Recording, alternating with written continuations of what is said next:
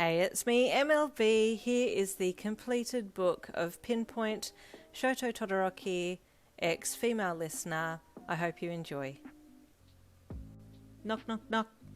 The young receptionist cleared her throat and pushed the door open. Excuse me, Shoto? The inspector is here to discuss the latest reports. Shoto looked up from his paperwork at his desk and his eyes fell on the young girl. She froze. It didn't matter how many times she saw his eyes, she was still transfixed by them.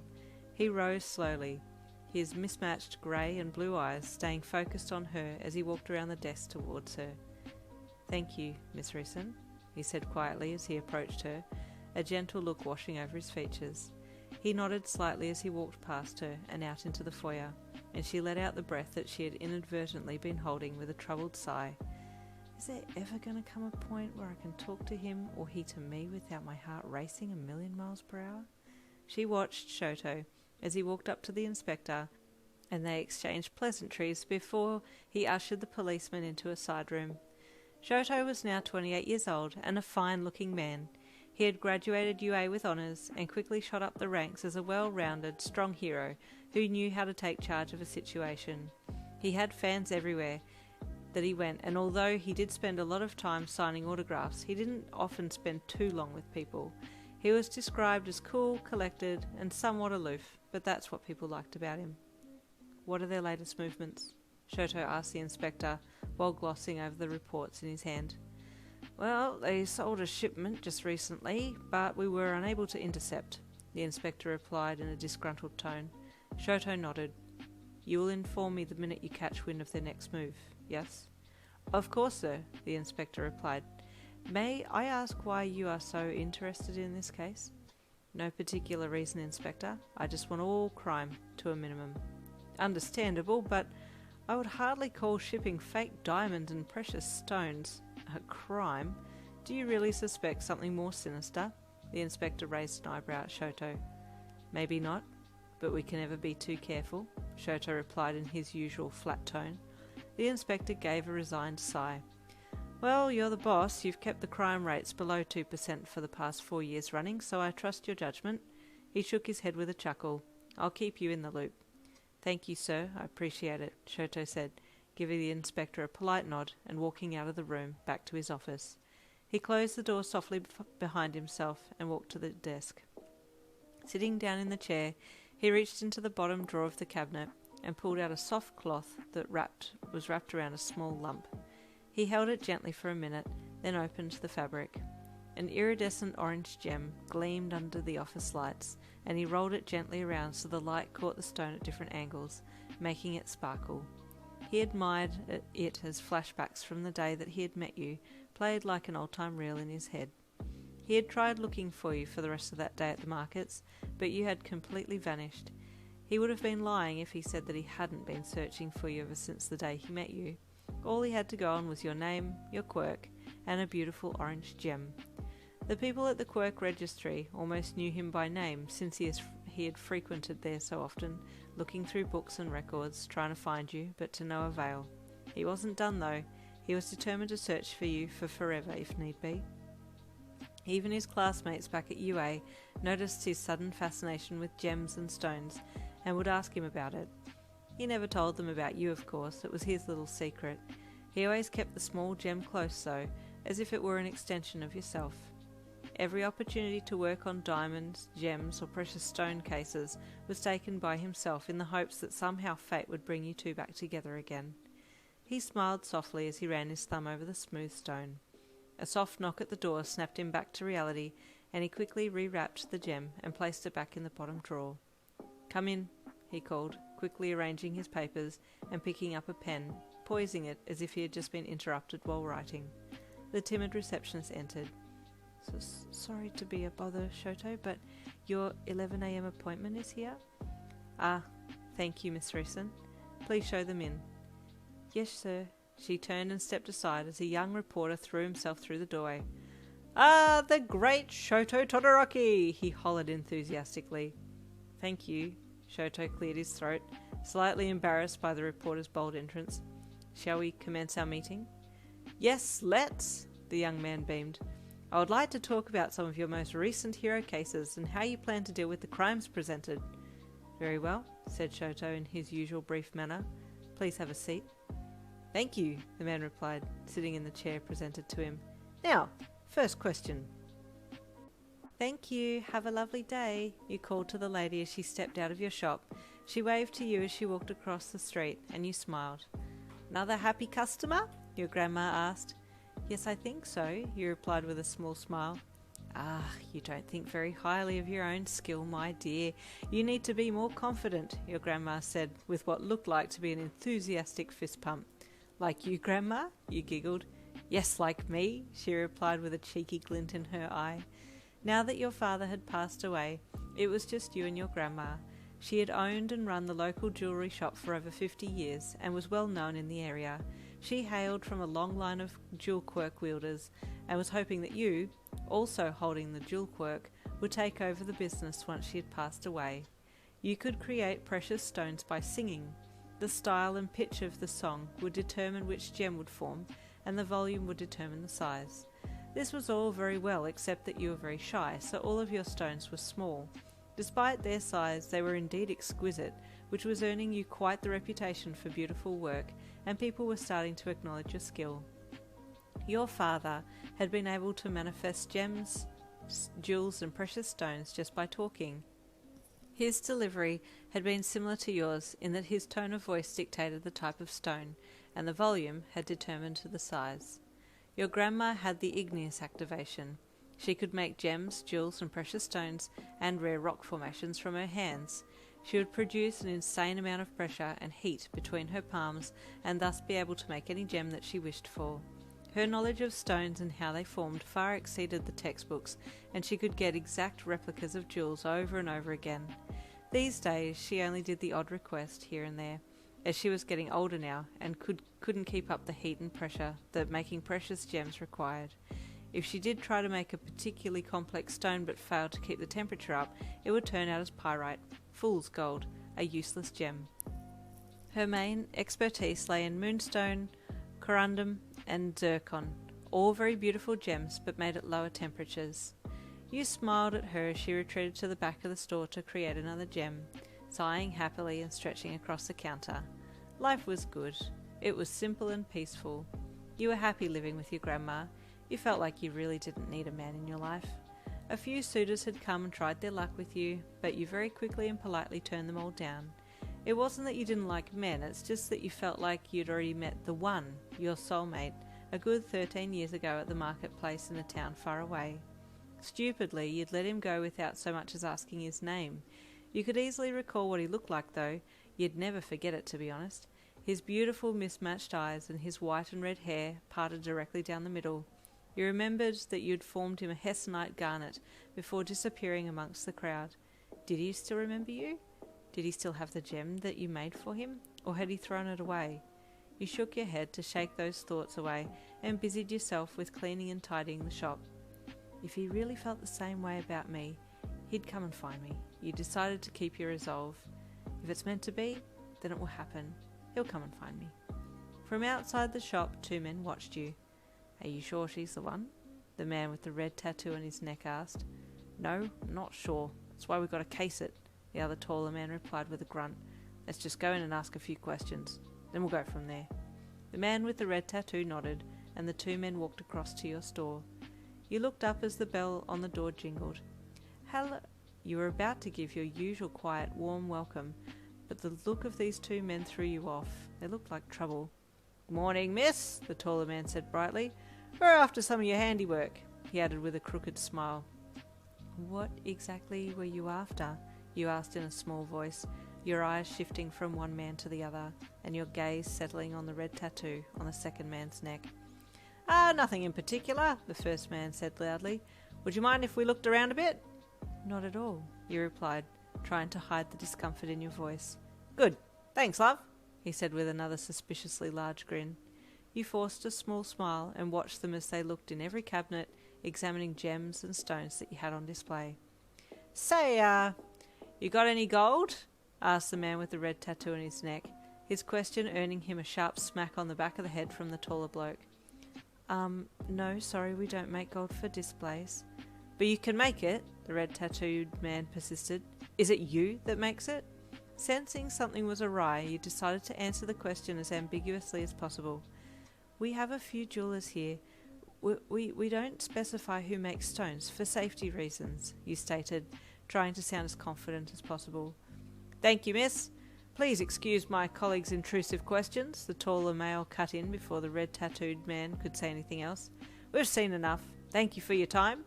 And with that, he dragged his partner out the door, and they both sauntered off down the road. You shuddered. They were a bit strange, you thought, glad that they had kept their visit brief. It was another mundane day at the office for Shoto. He filed reports, organised training days, and checked current incident details on his live feed, but nothing needed his attention. The clock struck 5 and he packed his things ready to leave the office when his phone rang. It was the inspector from the day before. Shoto, we have word that they are about to move another shipment. Are you interested in intercepting? Yes, came Shoto's reply. Where are they currently? Down at the cargo bay, Pier 5. We have eyes on them. They're just packing at the moment. No signs of pushing off just yet, the inspector said. Okay, stay put, I'm on my way. Should be there in 20 minutes. A short while later the inspector heard the door behind him open, and he glanced back to see Shoto walking through. Any updates? Shoto asked, walking up beside him. Not yet, they're still packing. Good. Would you mind if I took a few of your men with me? I'm not expecting any trouble, but just in case. Yes, by all means, take as many as you need, the inspector gestured widely, indicating that Shoto could take all the men with him if he pleased. I'll take these two. Shoto pointed to the 2 men closest to him. Good luck, the inspector said, as the 2 closest officers accompanied Shoto out of the building. Shoto and the men walked down to the pier casually. He wasn't looking to cause any drama, he just wanted to look over the shipment to make sure that there weren't any real gems being illegally shipped. The workers that were packing the boxes froze when they recognised Shoto. They eyed the 2 officers with him and read the situation wrong immediately. Hey, hero, you can't arrest us for no reason, they said defensively with their arms up in surrender. We ain't done nothing wrong. Shoto raised a hand and shook his head. We are not here to arrest you. I would, however, like to have a look through your boxes. He sidled up to one of the boxes that still had the lid open and looked in. His hopeful gaze met a bunch of fake gems, and he set his face neutrally to hide his disappointment. May I see all your boxes, please? He asked them. They gave each other a nervous glance. Sure, one said, walking over to another box and gingerly opening it. It's all the same stuff, he said, trying to deter Shoto. Shoto picked up on his slightly nervous behaviour and put his hand in the box to feel around. He tapped on the inside of the bottom of the wooden box. It's hollow, he said out loud, beckoning to one of the officers to come forward. The 2 workers tensed. Officer, would you mind detaining these men a moment? Shoto asked the other officer who was standing by. The other officer walked over to the men standing beside them. The first officer had pulled all of the fake gems and crate packing out of the box by now and was looking for a way to open the bottom of the box. Shoto looked in and pulled on a small nail sticking out of the board, and a piece of the wood lifted, revealing a set of beautiful ruby gems underneath. The officer grabbed the 2 workers immediately before they had a chance to move, and Shoto walked purposefully towards them. Where did you get these stones? He asked abruptly. Man, we don't know, okay? All we do is pack the stuff. Take them back to the station for questioning, Shoto said to the officer. He turned to the other officer near the box. Call the inspector down. He may want to see this. Both officers went about their respective duties, and Shoto returned to the box, tenderly lifting one of the rubies out. He turned it gently in the dim light, and it sparkled delicately, and he smiled to himself as he admired it. Well done, the inspector's voice made him look up. How did you know that there were going to be real gems hidden in there? The inspector asked, walking up beside him. Just a hunch, Shoto replied with a shrug. Inspector, would there be any way to evaluate this gem and determine if it's of natural occurrence or made by quirk? He asked as he held the ruby out for the inspector to take. The inspector scrutinised the ruby and held it to the light. We could take it to the lab and have it tested, but what would that prove? I would be more inclined to fingerprint it, he mused. I see, said Shoto in a flat tone. Well, that would be more appropriate. He turned to leave. Well, Inspector, I will leave the rest to you and your men then. Shoto, are you sure there's no particular reason for your interest in these gems? The inspector asked again, his curiosity getting the better of him. No, sir, Shoto replied. Just trying to keep the crime rates down. Fair enough, the inspector said, turning to his men to give orders. Shoto looked into the box again as he made to walk past. At the very last minute he reached in and plucked out one of the gems and slid it into his pocket. No one noticed. He left the building. As he walked along the quiet streets, he pulled the gem out of it and into his hand, looking it over again. With his other hand he reached for his phone and dialed a number, placing the phone to his ear. Yo, Yorozu? Hello. How are you? I'm fine, thank you. I have something I need your help with. Would I be able to see you tomorrow sometime? Yes, 3 p.m. is fine. I'll come to your lab. Thank you. Bye.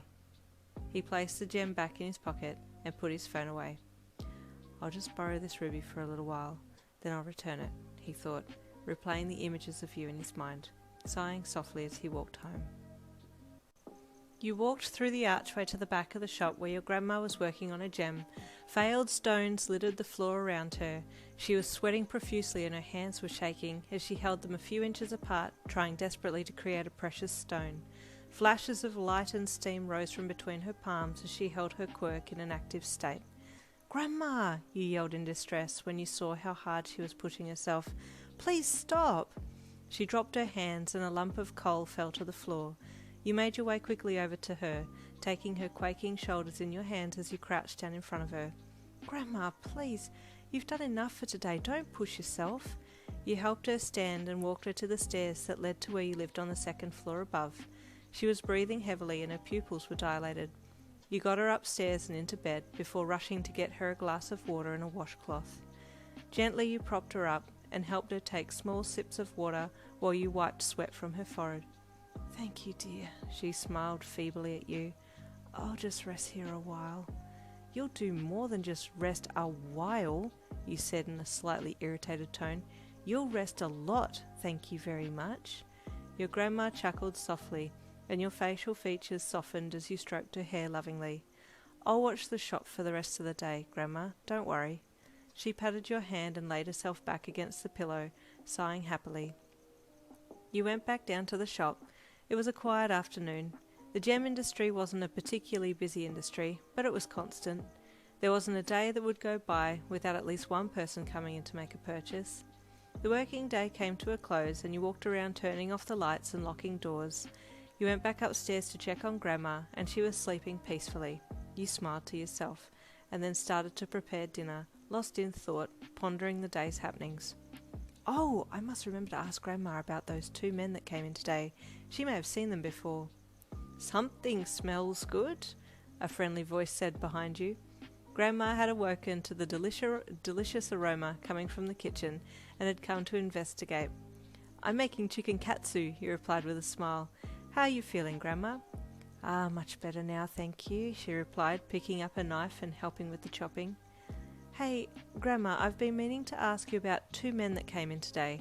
They didn't do anything wrong, but they just seemed shady, you said with a frown, looking down as you worked. What did they want? Grandma asked curiously. Well, they were mostly interested in if we could make gold, you said, slightly perplexed. One guy had a red tattoo on his neck. Grandma frowned. Yin, you need to be careful how you answer people who ask about rare or expensive jewels or gems. Sometimes they could be scoping to see if they could use you for illegal purposes. Oh, I just gave him a very vague answer, you replied hurriedly. I'm aware that there are bad people out there. No, Yin, your grandma said, stopping her chopping and looking at you. I'm talking about you, personally, being kidnapped. Most people are aware of the rules and regulations of our work, how we have to report everything we make, down to the milligram, so that we don't flood the market and decrease the value of these precious stones. So that's why you have to ring the Gem Regulation Committee each morning to check if there are any stones that are restricted for that day, you asked, finally making sense of Grandma's habits. Yes, exactly, Grandma replied, resuming her chopping. The gem market's always changing. Some stones are permanently restricted unless a special request is put in. Gold is one of those restricted items. Ah, I see, you nodded slowly. But if someone kidnapped you, they could try and force you to make rare stones just for them. No restrictions. You both fell silent for a bit. About the guy with the red tattoo? You finally said quietly. She shook her head. No, never seen him before. Oh, okay, that's good, you said, taking the chopped vegetables from her. Have you ever been threatened, or has anyone ever tried to kidnap you, Grandma? No, thankfully, she said. But having this quirk makes us ideal targets for illegal traders. She peeked over your shoulder as you stirred the food in the frying pan. On a positive note, though, we have the immediate protection of the police, so if we're targeted, then they make it top priority to get us back safely. Oh, is that so that they can protect the gem market, you asked? Basically, yes, she replied.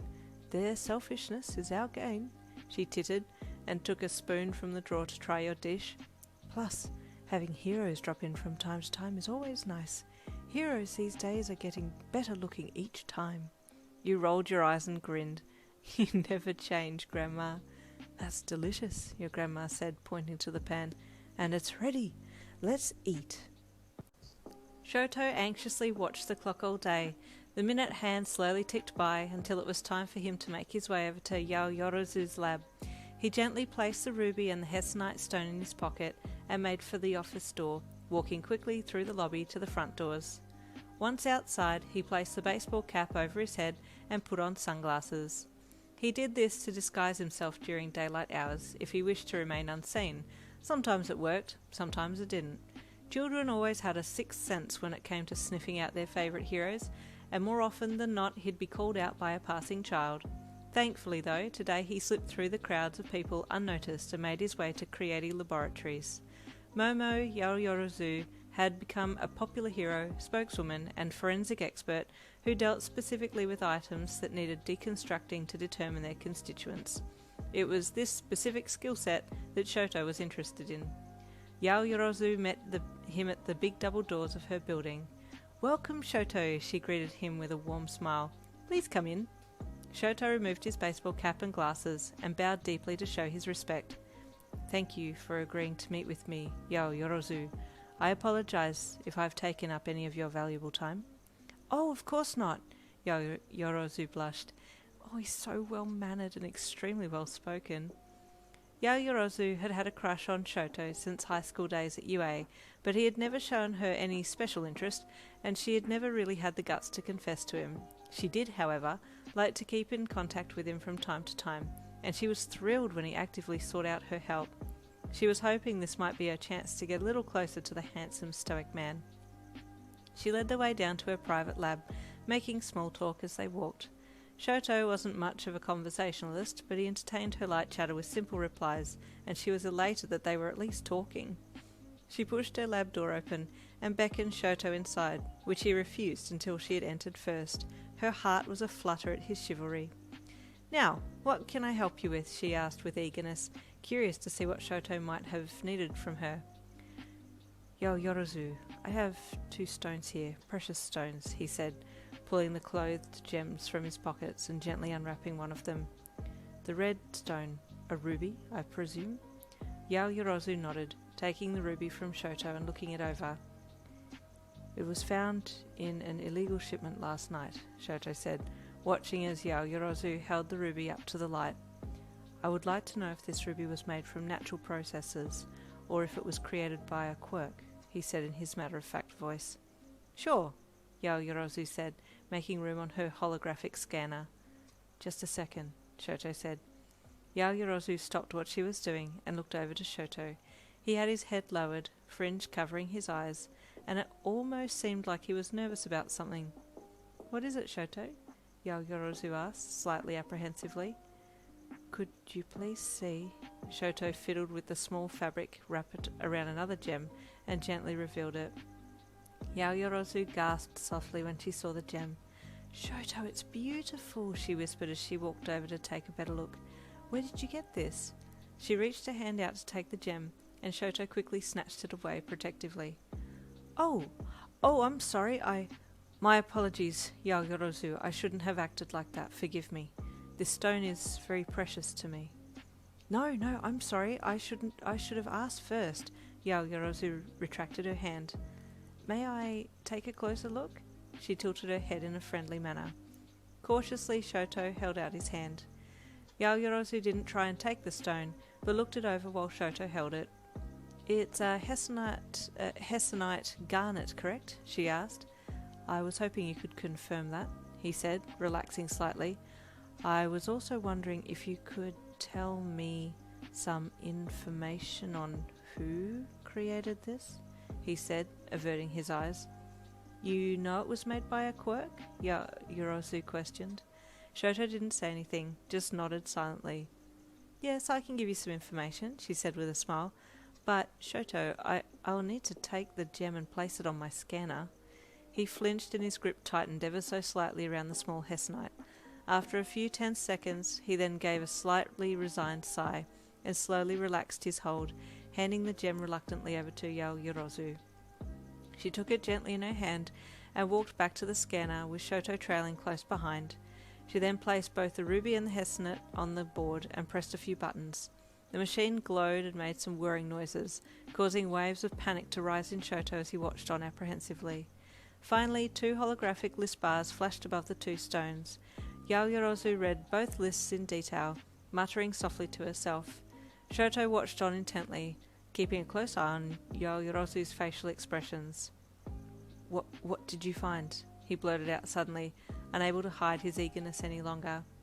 The ruby is of natural occurrence, Yaoyorozu said, her eyes still scanning the information. This hessonite, though, she paused, reading the list.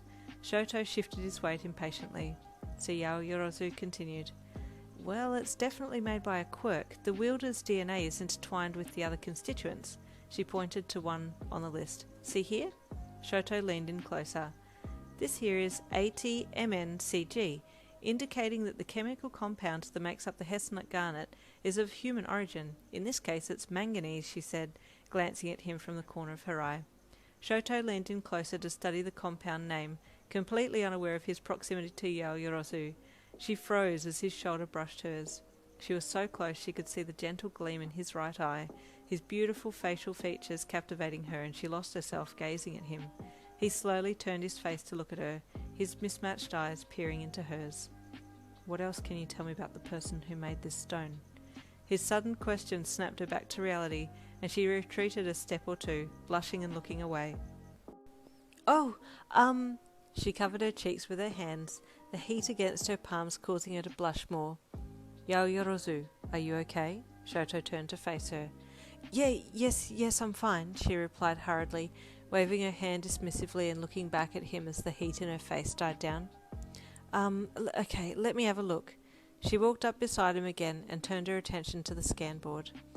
I can tell you the wielder's birthday, and that it's sometime in January, and that she's female, Yaoyorozu said confidently, keeping control of her emotions as she stood side by side with Shoto. How can you tell that? Shoto asked with a shocked expression. Because the hessonite garnet is the birthstone of January, Yaoyorozu replied with a shrug. Most gem quirk users perfect their birthstone first, then branch out from there as they practice their skill. Shoto looked back at the hessonite with a soft look in his eye. January, he whispered lovingly. Yaoyorozu eyed him curiously.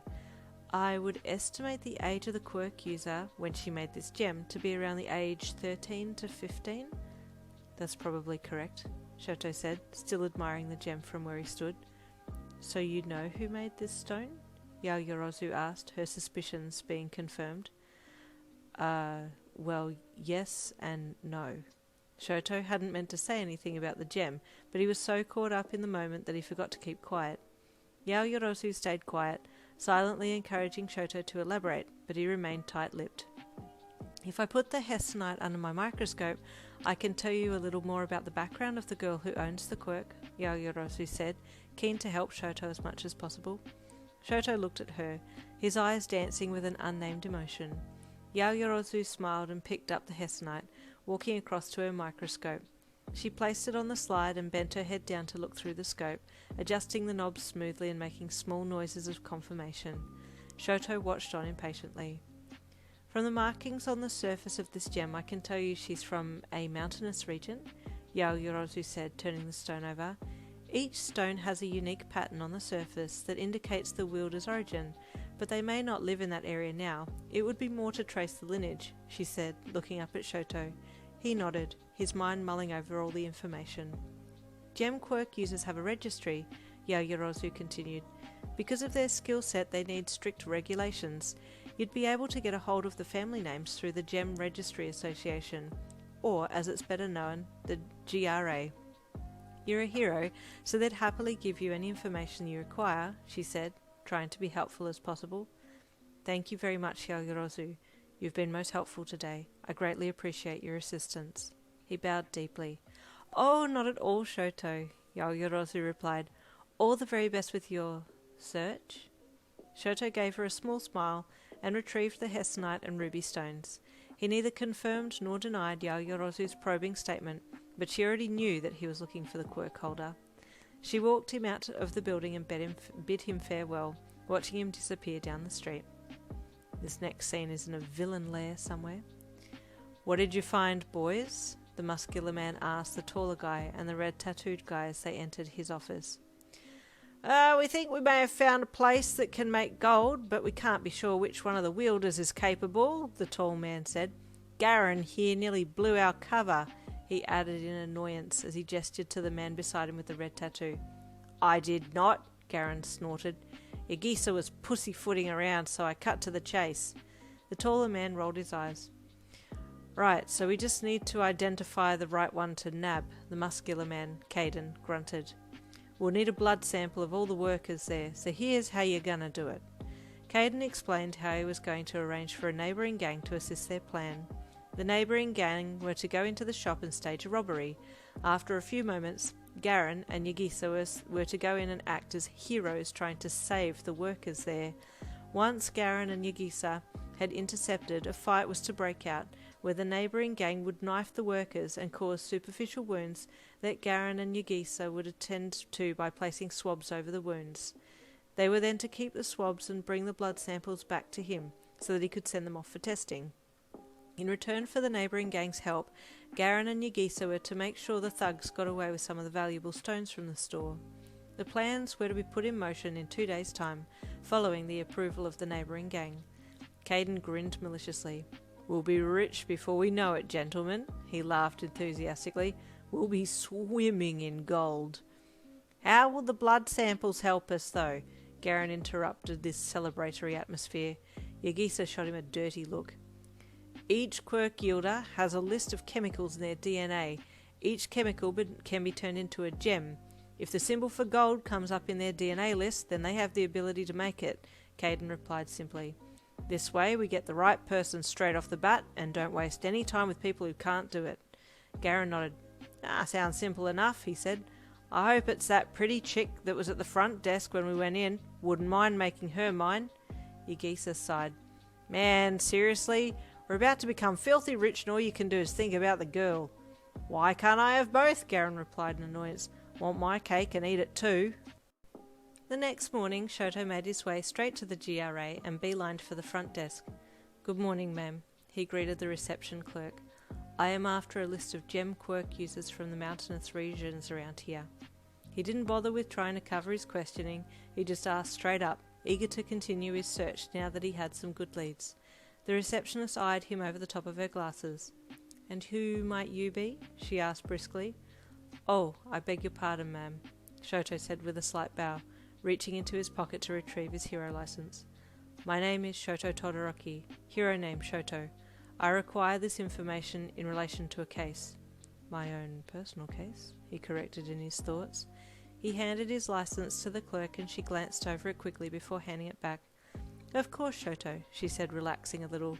Due to the nature of this quirk, it is our responsibility to keep these wielders safe by monitoring everyone who inquires about their skill. Thus, she pulled out a declaration slip. We would ask if you would kindly state that it was you that retrieved some information, and thus make yourself known, should anything happen to anyone on the list that you inquire about.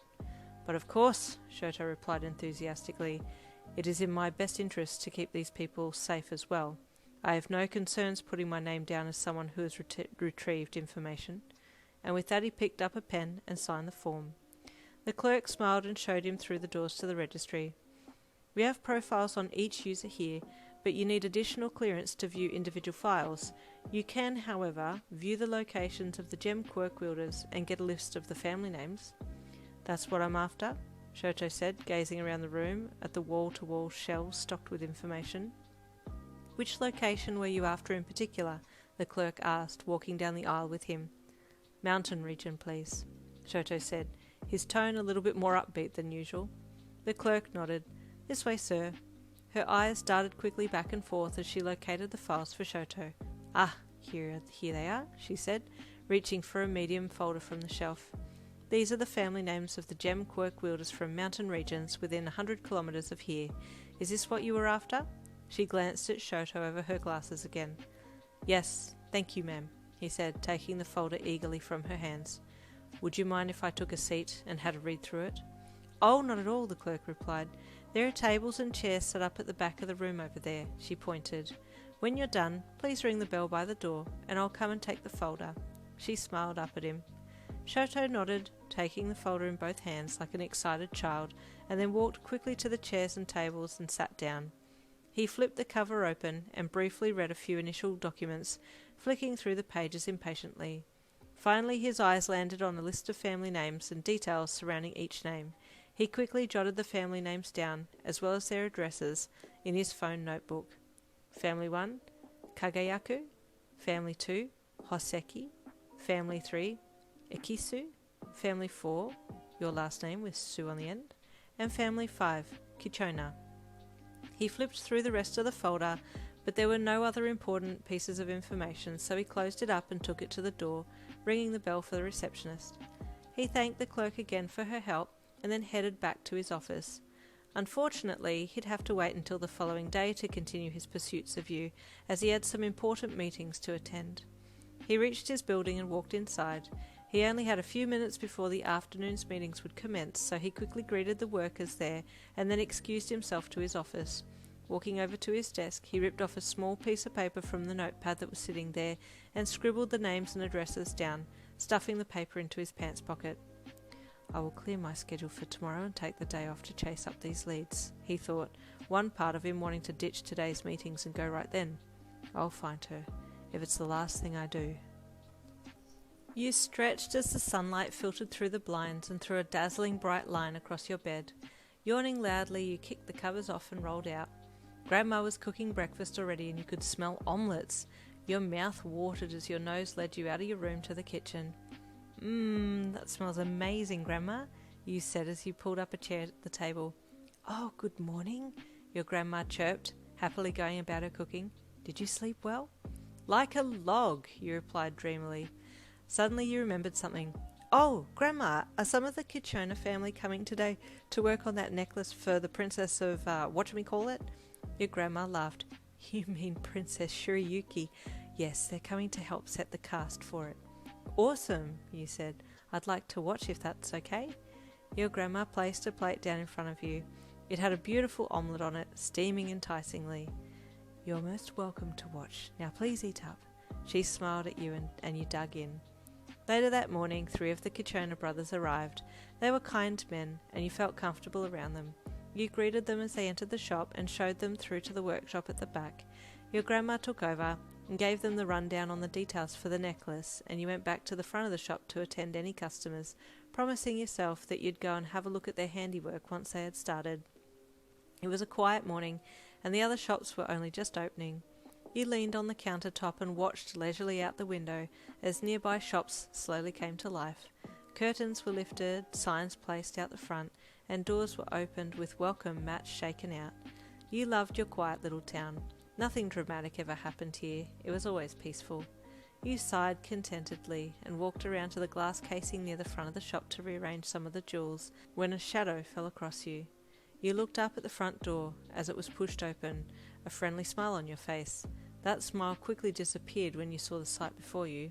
A gang of 5 men wearing masks and holding knives, bats and Hessian bags had just filed into your shop. The leader spoke in a low, threatening tone. Gems in the bag and no one gets hurt. You froze in place, your mind not comprehending that this was actually happening. Gems in the bag, now! the leader growled. You winced at his volume and cowered away from him, flying into action, your heart pounding in your chest. You grabbed a handful of smaller gems from the glass case along the back wall of the shop and, trembling uncontrollably, staggered towards the thug who had his Hessian bag held out front. "Hurry it up!" he barked. You nearly collapsed. Your blood pressure was through the roof by now. "What's going on out here?" One of the Kichona brothers had come from the workshop door and had heard the loud voice. "Oi!" he yelled. "Get out of here!" The two of the thugs towards the back of the group started forward threateningly. "No," you whispered weakly. "No, please stop." You shrank back and covered your mouth with your hands. The Kichona brother that had come from the workshop quickly called for his other brothers and a fight broke out. You crawled along the wall, staying away from the brawling figures.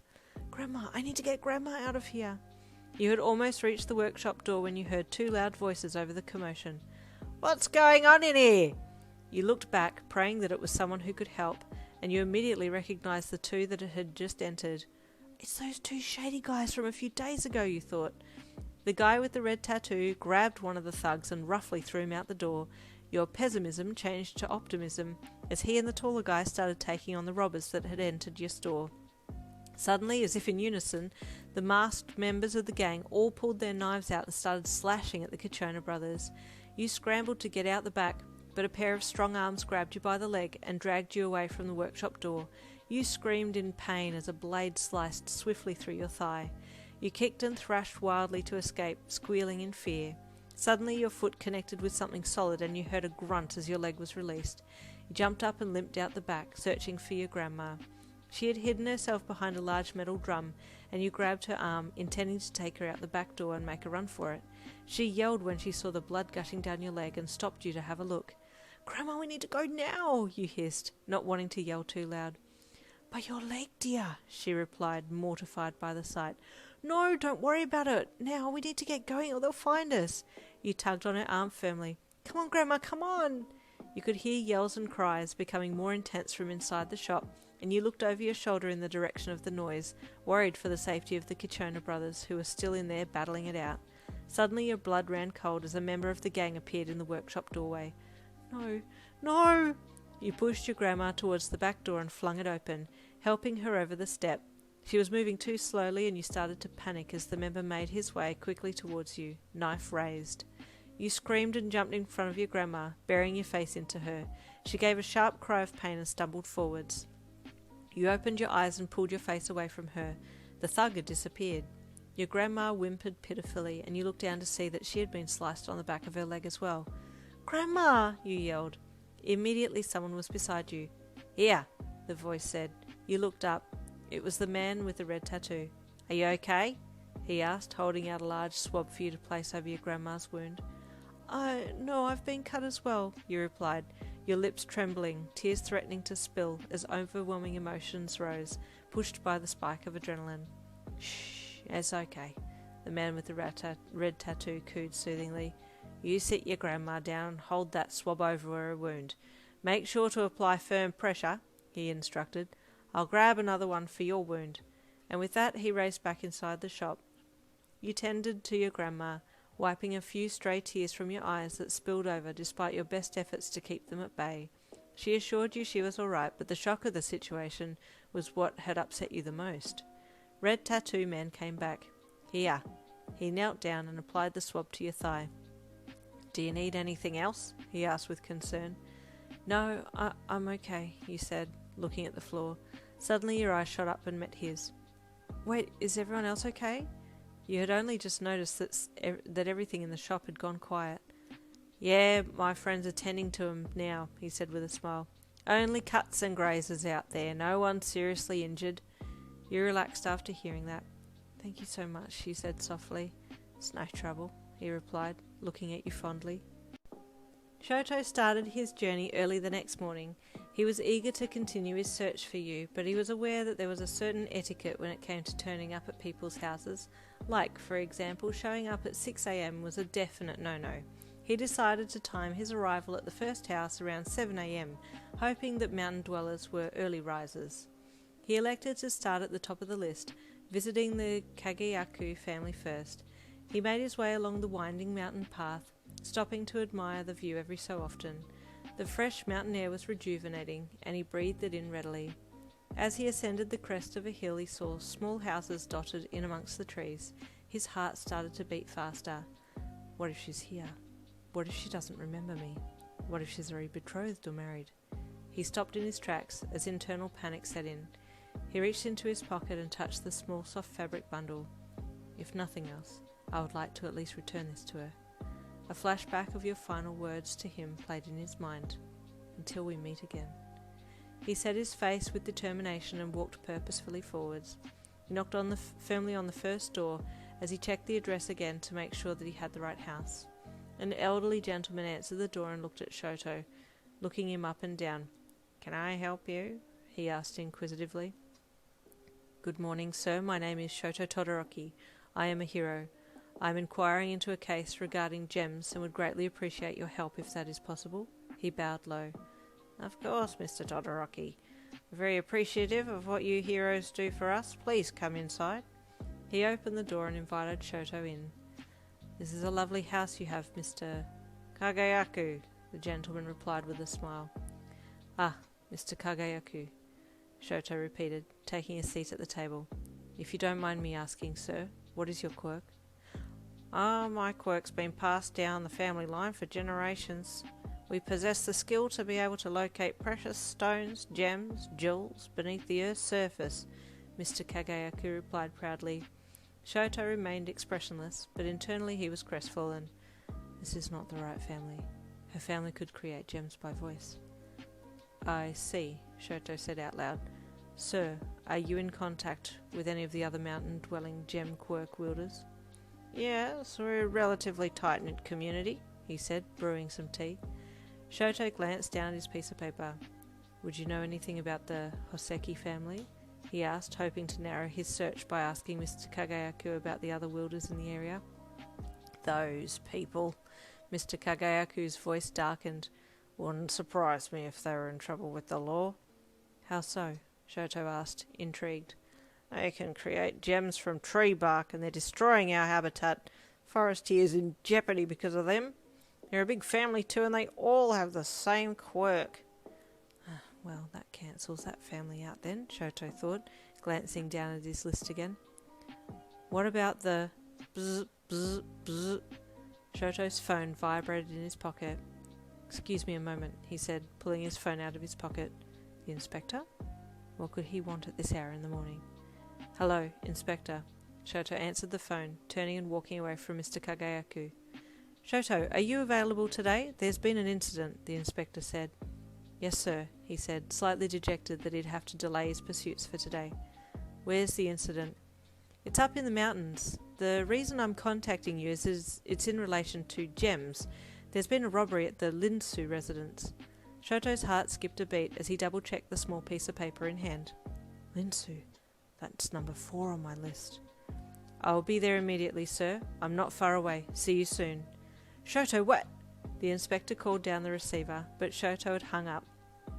Turning to Mr. Kagayaku, Shoto excused himself, stating that there had been a robbery at the Linsu residence.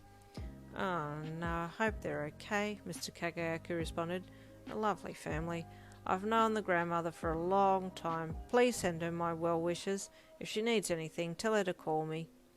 "Thank you, sir. I will," Shoto said, turning to the door. "Thank you for your time," he called over his shoulder. Shoto was a fit man, used to chasing down villains. He practically sprinted the mountain track to the next village. "Excuse me," he said, pulling up panting before an old lady. "Could you please point me in the direction of the Linsu residence?" "Are you here in relation to the robbery?" she asked. "Yes, ma'am. I'm a hero." "Fourth shop on your left," she said, pointing down the main street. "Thank you," he replied, sprinting off again. He reached the front of the shop and his breath caught in his throat. The police were already present and had cordoned off the building. Smashed glass and timber were strewn across the doorway. Shoto edged forwards. "Ah, Shoto, you arrived quickly." The inspector was puzzled to see him so soon.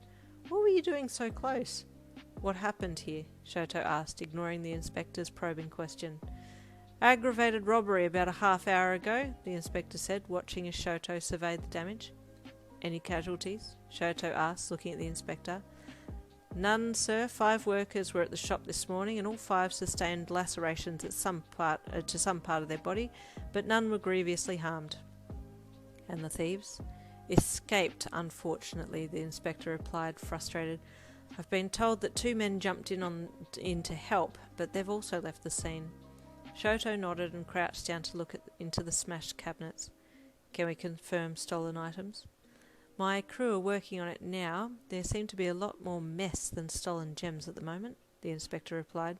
Shoto stood. Would I be able to talk to any of the workers who were present this morning? The inspector nodded and gestured to an elderly lady who was sitting at the bottom step of a set of stairs. That lady there is the owner of the shop. She sustained a gash on the back of her leg. Shoto thanked him and walked towards the older woman. Honoured elder, Shoto said gently, crouching down in front of your grandma. She raised her head to look at him, and he bowed his head. My sincerest apologies for what happened this morning. Your grandma chuckled softly. Oh my, please don't apologise. None of this was your fault. Yes, but had I been here sooner? Shoto's voice trailed off. Your grandma cocked her head curiously at him. He cleared his throat. May I ask what happened this morning? Your grandma gave the story from her perspective, adding that 2 men had jumped in and helped and had administered first aid once the ruckus had died down. Ma'am, where are the other workers from this morning? Shoto asked, glancing around. Oh, the Kitchona brothers. They went back home after talking with the police here, and my granddaughter's upstairs. Shoto looked past your grandma and up the stairs. May I speak with her? Shoto, would you come here a minute, please? The inspector called, interrupting his sentence. Shoto asked your grandma to remain seated, and he'd be back in a minute. He then walked over to the inspector. We have some fingerprints here of possible suspects, the inspector said. We also have blood samples, but I'm almost certain they belong to the victims, not the perpetrators. That's fine, we'll test everything, Shoto said, rubbing his chin. So far, there have only been a few gems that have been noted as stolen, so we'll need to keep an eye out for them. I'll brief you back at the station, the inspector said, writing some things down in his notebook. That's fine, sir, Shoto replied, making his way back to your grandma. Ma'am, here is my personal number, should you need anything, he said, crouching down again. Please let me know if there's anything that you remember about today. Shoto, we're about ready to leave now. Will you be accompanying us back to the station? The inspector called from the door. Yes, I'll come with you, Shoto said, standing and bowing politely to your grandma before following the men out of the door. Your grandma watched him go and smirked to herself. What an unusually polite young man. He must have had a sound upbringing. Grandma, you called down from the stairs. Are the police still here or have they gone? They've gone, dear, she called back up the stairs. You missed a particularly handsome hero here a minute ago, though. You rolled your eyes and grinned. At least she's got her cheeky nature still intact, you thought happily to yourself. Back at the police station. Shoto followed the policeman into the debriefing room and sat down among them. The inspector briefly went over the morning's happenings and then listed the evidence that they had collected. Priority 1 is to collate a list of possible suspects. I will send the fingerprints and blood samples to the lab after this meeting and see if we can get any leads from there, the inspector said. Officer Masuhi, could you subpoena the witnesses and bring them to the station? That would be greatly appreciated. We will need to get as many descriptions of the criminals as possible. And Officer Ferrashino, he paused and looked down at his notes. Please go to the GRA and get the latest records of people who have inquired about gem-related quirks. Shoto stiffened. My name's on that list. Thank you all for your prompt action this morning. We will meet here tomorrow morning to discuss progress. Dismissed. The inspector walked to the office door and headed out. Shoto sat for a moment, not knowing what to do. Then he rose slowly and exited the office. At a villain lair somewhere. Went like clockwork, boss, Yagisa called, entering the building. Here's your samples, Garen said, holding out a Ziploc bag with bloodied swabs inside. Each bag was marked with the description of the person whose blood was on the swabs. We got lucky too, boss, because there were some other workers there too. We got their blood as well, just in case they have the DNA thingy we need, Yagisa said excitedly. Good work, boys, Caden said, standing up and taking the bags from the 2 men. I'll send them off right now. I got to touch that pretty young girl and she even thanked me, Garen swooned. Ah, God, you're hopeless, you fool. She's going to be very upset with you when if she or her grandma get taken, Yagisa said, amused. Nah, she'll come round, Garen said, still in his own little world, gushing over you. Later at Shoto's house, he plopped down in his chair, exhausted from today's events. Gingerly he pulled out the Hessonite stone from his pocket and unwrapped it. He held it to the light and admired it sadly. With his other hand he took out the crumpled note that he had the list of the family names on and addresses on. Well, I'm pretty sure it's not the Kagayaku or the Hoseki family, as their quirk method doesn't match with what I remember her telling me of her family and her family's quirk. I didn't see her today at the Linsu shop residence, but that doesn't completely rule that family out. The grandma mentioned the Kachona family, and they were the brothers, but she may be the only sister. I'll commence my search tomorrow after the meeting with the inspector. I'll go to the Kachona family. He set the gem down on the table and walked to the kitchen to make some dinner, occasionally glancing up at the glowing orange stone. Until we meet again.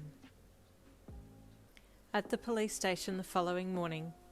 Chief, may I have a moment? The inspector asked, popping his head through the open office door. Of course, Inspector. What can I do for you? The chief questioned, moving aside some of his paperwork. Sir, it's about the gem robbery that happened yesterday morning, he stated. I have some concerns regarding the hero, Shoto.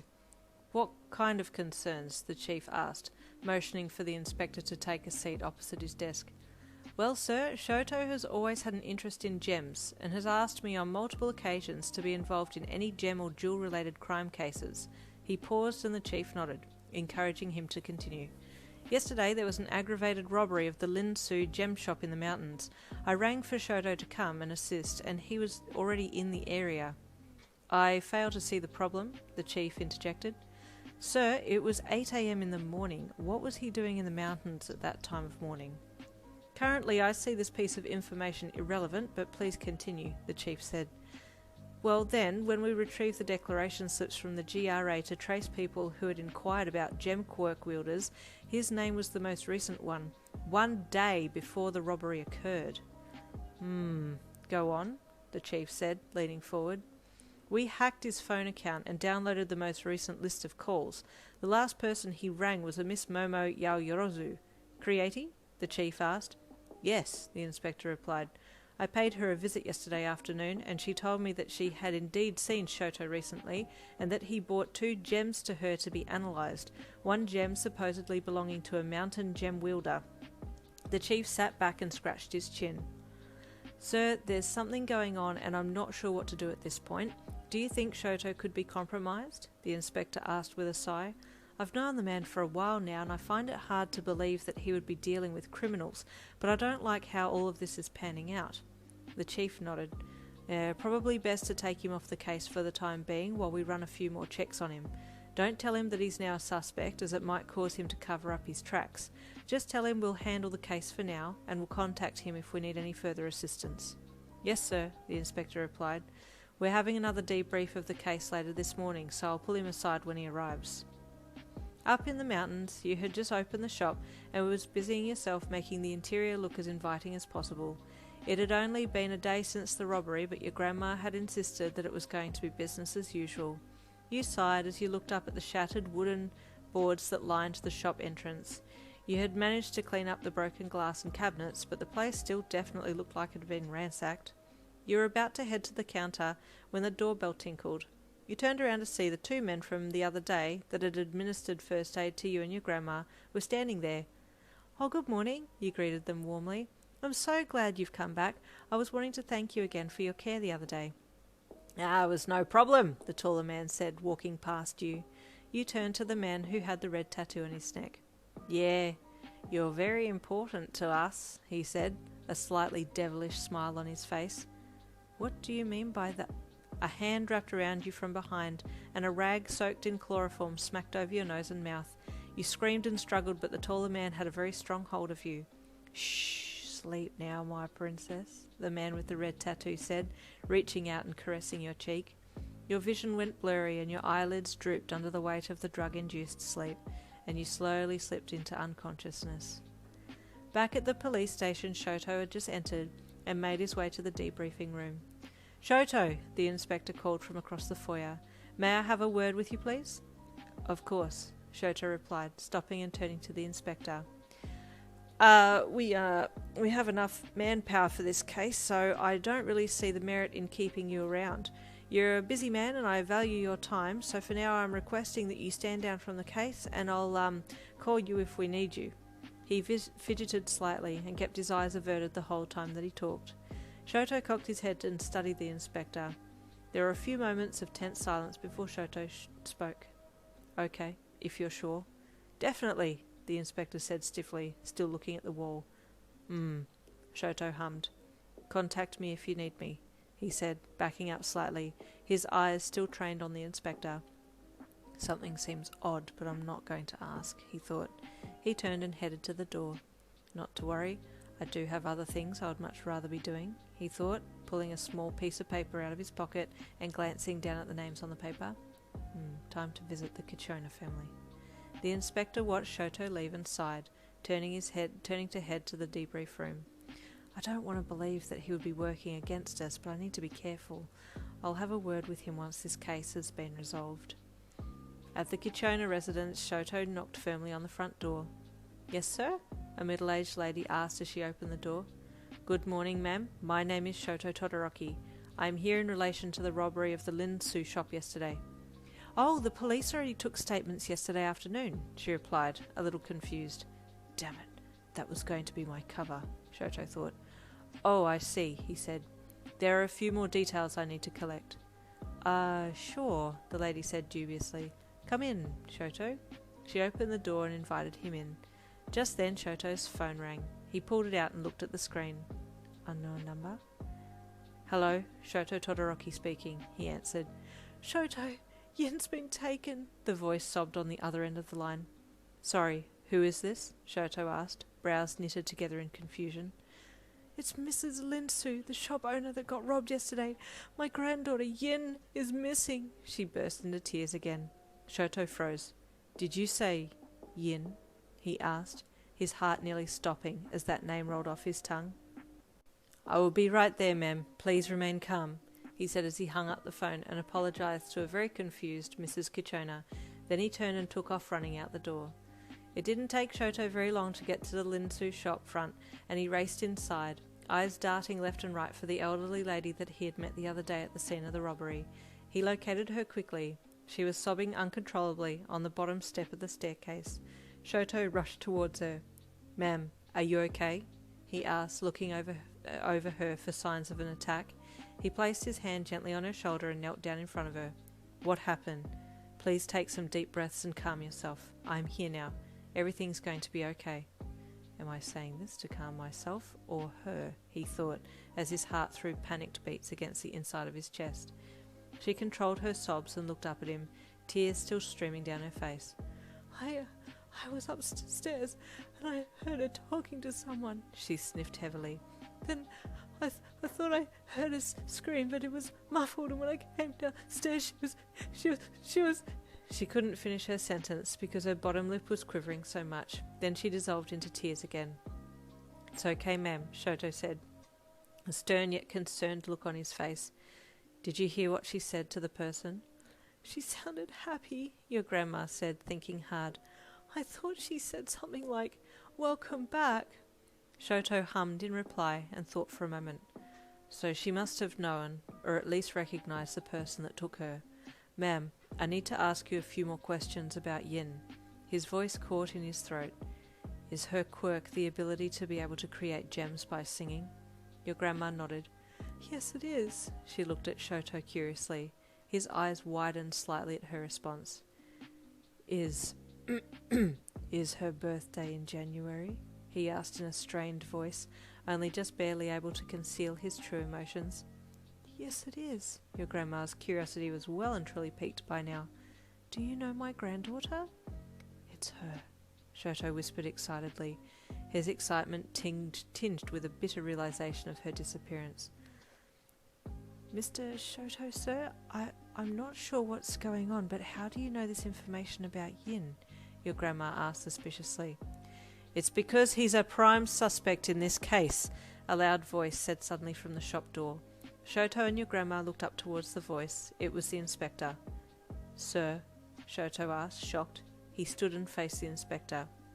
You've been acting mighty strange, Shoto, and I'm not sure I can trust you with this case. What do you want with Yin and her quirk? The inspector said, raising his gun at Shoto. Shoto immediately put his hands up in surrender. Inspector, he said firmly, what is the meaning of this?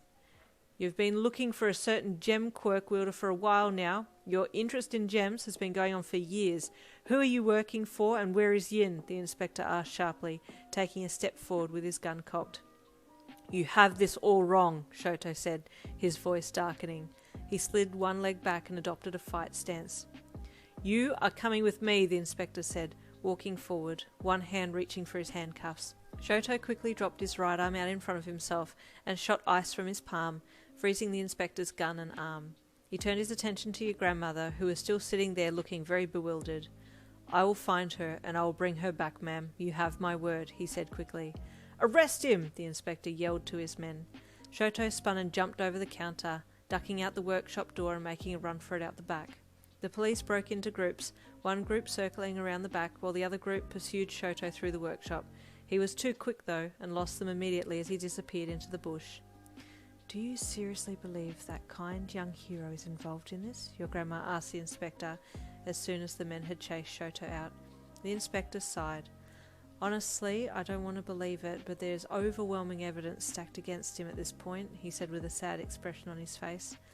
I don't think he means any harm, your grandma said. I've been around for a while now, and I'd like to think that I'm a good judge of someone's character. He doesn't strike me as a shady person. Me neither, the inspector said, but for now we must be careful. Someone's life could be on the line. Your grandma nodded glumly. Ma'am, may I ask a few details regarding your granddaughter's disappearance? Shoto kept running, somewhere in the mountains. He took off blindly into the bush, his mind swirling with a million thoughts. It's her. But where is she now? Is she okay? Why am I a suspect? How do I rescue her without getting arrested at the same time? Who can I turn to for help? He slowed his steps slightly and listened behind him for sounds of followers. It was silent. He stopped and crouched behind a rock. The tranquility of the bush calmed his senses, and he gently lowered himself onto the cool earth, planning his next move. Yaoyorozu. Maybe I can ask her for assistance. He pulled his phone out and dialed her number. Shoto was on guard the whole time that he made his way across town to Yaoyorozu's office. She had agreed to help him on the phone, but she could tell that something was desperately wrong. He sounded quite agitated, which was very unlike his usual stoic demeanour. She greeted him at the door. He looked like a train wreck. Shoto, she gasped. What happened? Please, Yaoyorozu, we must go inside, he said in a low tone, glancing around uneasily. She pursed her lips and nodded, holding the door open for him to enter. Once inside, she led him down to her laboratory. Are you okay? She asked anxiously as she closed the door behind her. There seems to be a misunderstanding, Shoto started to say. The inspector? The inspector? He came by yesterday asking a lot of probing questions about you, she said, worriedly crossing her arms. He did? Shoto asked. What did he ask? And what did you say? He was asking about you and gemstones. I simply answered his questions, but I didn't know he was going to do something to you. She gestured to Shoto's dirtied and scrubbied up clothes. Shoto looked down. Oh, no, please don't misunderstand. We didn't have a fight. He hasn't laid a finger on me. Well, not yet, anyway. What do you mean by not yet? Yaoyorozu was starting to get more and more concerned by the minute. A lot has happened this morning, Shoto said, divulging details from the morning's affair, adding in that he was now suspect in a kidnapping. Yaoyorozu was thoroughly disturbed. I need to call the inspector right away and clear this up, she said, overwrought with worry. No, Shoto stopped her. This is a complicated case, he said, gazing at the floor. How so? Yaoyorozu asked, her hand hovering over the phone. Shoto remained in place, eyes downcast, unsure of what to say. Yaoyorozu stayed silent, hoping that Shoto would open up to her. Shoto, she said softly, you can talk to me if you want to. I've known you for a long time now, and I'm always here for you. The compassion in her voice was evident. Shoto shifted slightly and rubbed his arm with the other, suddenly looking very vulnerable. He whispered hoarsely, I need to save her. I've been searching for her for 13 years. His voice was straining with the many emotions that he had bottled up over the years. Yaoyorozu's chest tightened. The sorrow she felt from just his few words was enough to tell her that he was romantically interested in this particular gem wielder. "Who is she?" she whispered numbly. "I met her once," he said miserably. "She made me the Hessenite gem. Then she disappeared." "And that's why you've been interested in gems ever since," she stated, nodding as she connected the dots. Shoto nodded solemnly, lifting his gaze to meet hers. "Yaoyorozu, please, will you help me?" Her affection for Shoto made her into a willing accomplice. "Of course, Shoto, anything you need, I'm here." "Helping me may place you under suspicion as well, until I clear up this mess," he cautioned. "Then let's resolve it quickly," she said with a coy smile. "Now," she turned to her laptop, "let's revise details of her disappearance." At a villain hideout somewhere, your hearing was the first to come back, and you rolled your head from side to side, groaning gently. "Ah, she's coming too," you heard an unfortunately familiar voice say. You raised your eyebrows in a desperate attempt to open your eyes at the same time, but as you became aware that you were lying on a mattress, you moved your arms and legs slowly, noticing that they weren't bound. As your eyelids slowly opened, your eyeballs felt gritty and heavy, and you blinked a few times, rubbing them as you sat up, trying to focus in the dim light. You saw the man with the red tattoo on his neck sitting at the end of the bed. "Where am I?" you said hoarsely, the remnants of the drug leaving your mouth void of moisture. "Where are you?" he replied. "Why, you're safe with me, of course," he said in such a friendly manner it almost made you snort. "Why am I here?" you questioned him, pulling your legs up and hugging them close to your chest.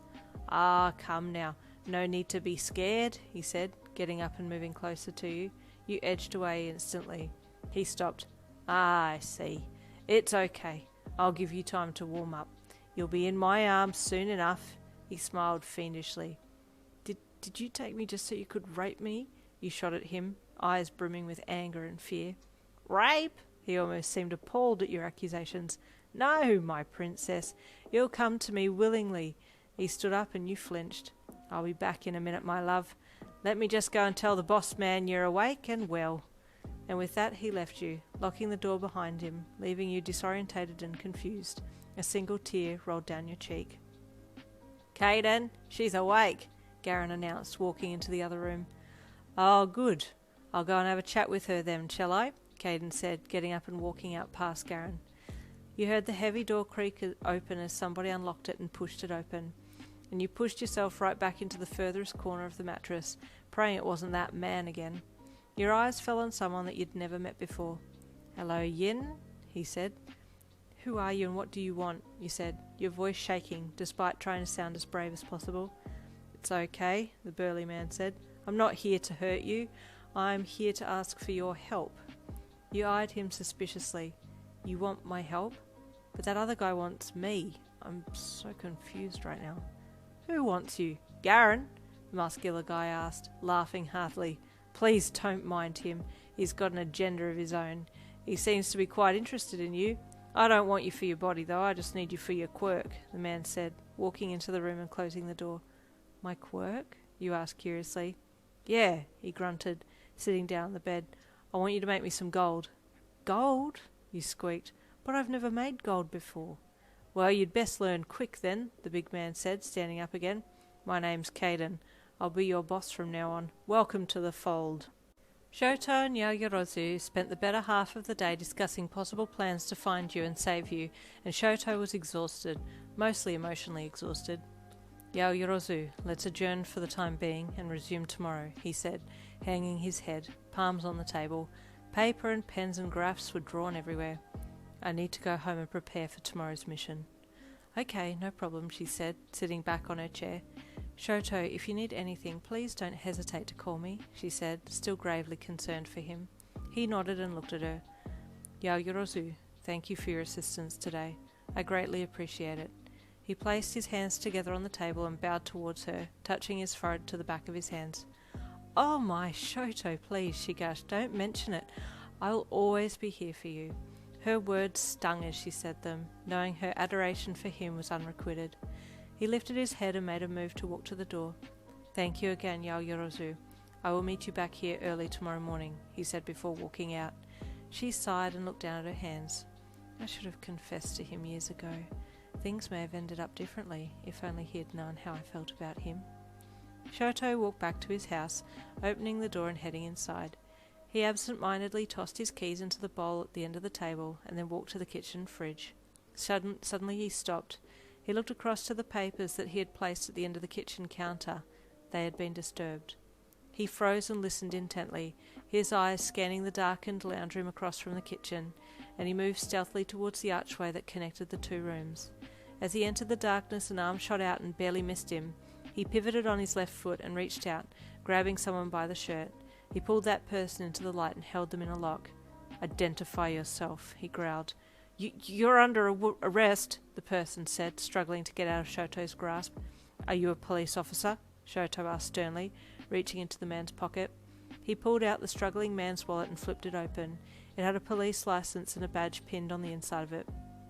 "Which department are you with?" Shoto asked again firmly. "Plainclothes detective," the man replied. "Do you know who I am?" Shoto said, anger rising in his voice. "Yes, sir, I know who you are," the detective replied, slightly fearfully. "So you are aware that you cannot arrest a hero without a warrant and sufficient evidence of misconduct?" Shoto spat vehemently. "Who sent you?" he said, his voice low and threatening. The inspector did," the now terrified detective replied. Shoto released the detective with a shove, and then the detective reached for his shoulder and rubbed it tenderly as he rotated it to make sure it was okay. "You tell the inspector to stop harassing me or I'll press charges," Shoto threatened, raising his left hand and activating his quirk slightly, red and yellow flames flickering along his skin. He won't let you get away with that easily, Shoto," the detective said, his confidence returning slowly, now that he had a bit of distance between him and the fearsome hero. "He's tracking you. He'll hunt you down till he has you behind bars," he added with authority. "Get out of my house," Shoto snarled, looking extremely menacing with his arms still slightly ablaze, the flames causing his eyes to glow in the darkness.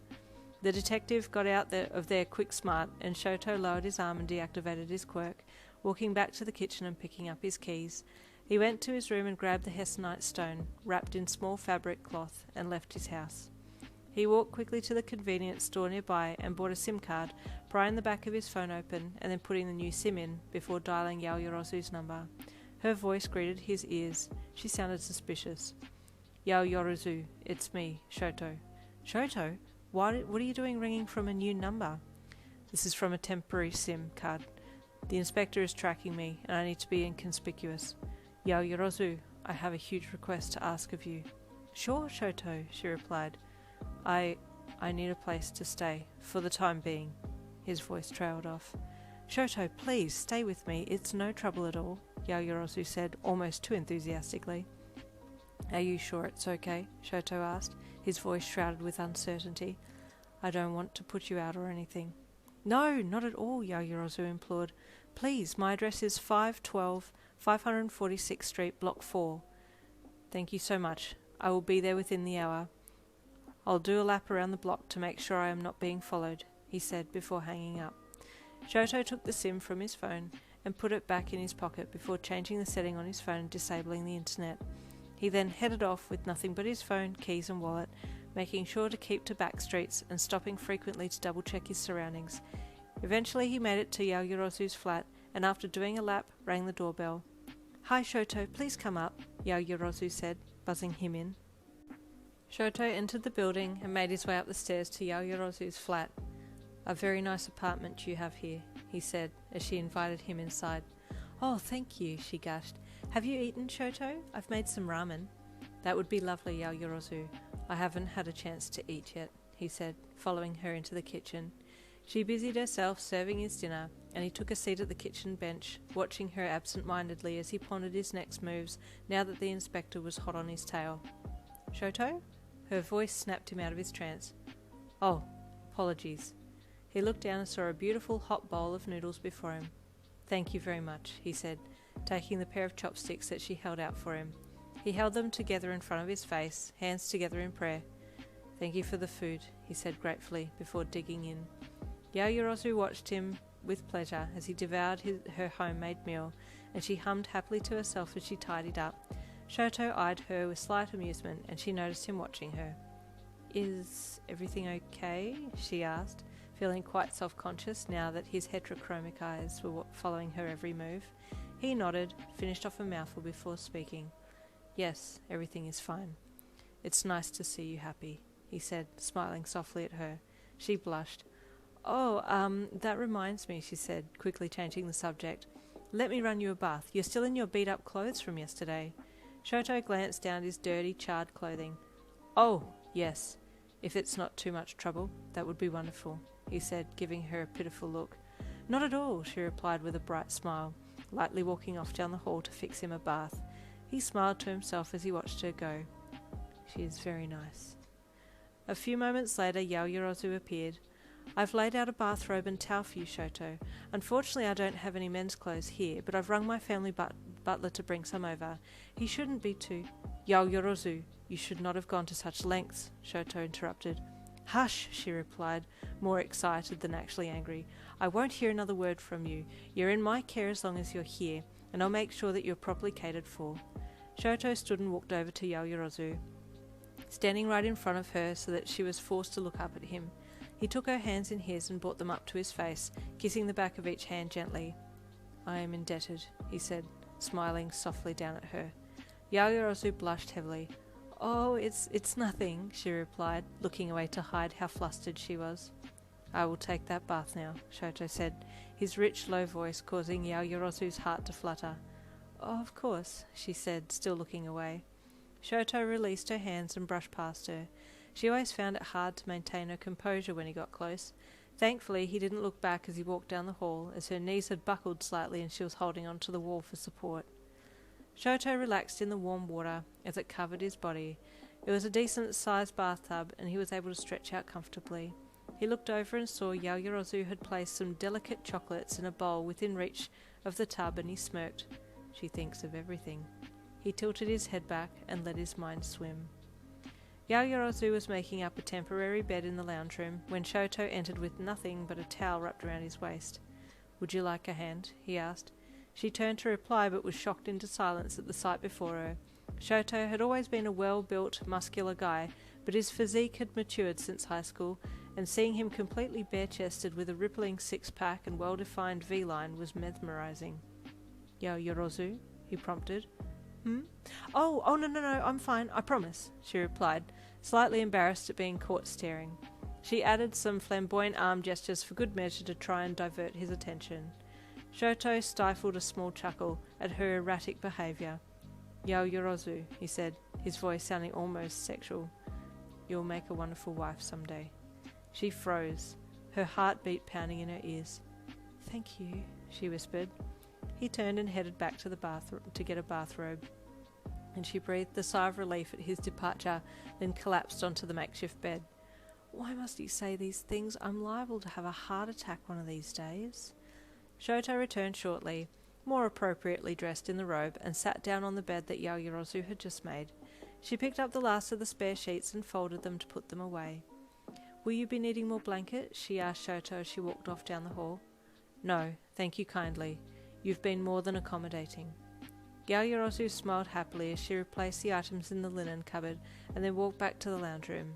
She noticed Shoto watching her again and tried to avoid eye contact.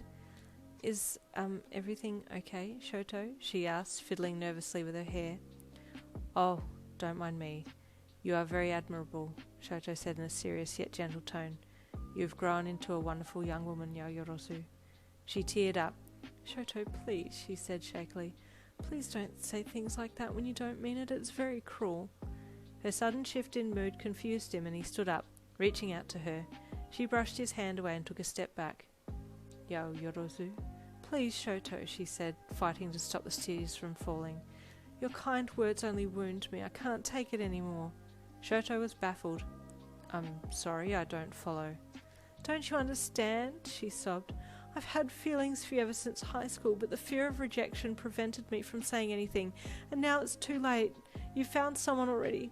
Someone who you're willing to pursue. Someone who you've been searching for 13 years. It hurts. She clutched her chest, as though the emotional pain was now physical. Shoto was stunned, shocked. How could he have missed this? His thoughts were scattered. Yaoyorozu, he said softly. No, she replied, burying her face in her hands. Please, listen to me, he said firmly yet gently. You are an amazing Shoto, please, she wailed. I've told you this only hurt. No, he said sharply, stepping forward and grabbing her wrists. She threw her arms out, trying to throw him off, but his combat skills kicked in, and for a few minutes there it looked like a fight had broken out. She wrestled with him, trying to break free, but his grip only tightened until he had pulled her into himself in a tight embrace.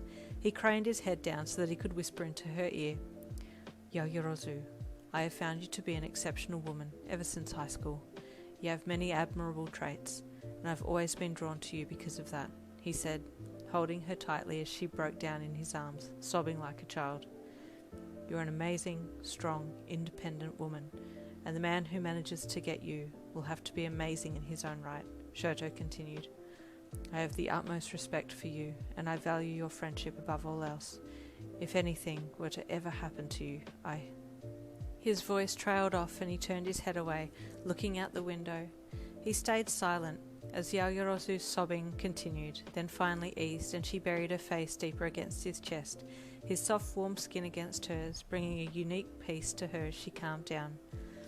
Shoto, I'm so incredibly sorry for how I acted just now, she stuttered embarrassedly. Please don't apologize, he said softly. You have had to deal with these emotions for a long time. I'm just sorry I didn't notice them sooner. She nodded. Suddenly he pulled away. I'm sorry, should I leave? Is my presence unbearable? I don't want to make this any harder for you.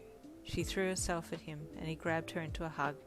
Please don't go, she whispered, all of her strong emotions towards him unguarded now. I would very much like to stay, he said back. I feel safe here. She wrapped her arms around him and kissed his chest, and he smiled and patted her head. Shoto, would you call me Momo? She mumbled into him. Of course, Momo. It would be an honour, he replied with a smile.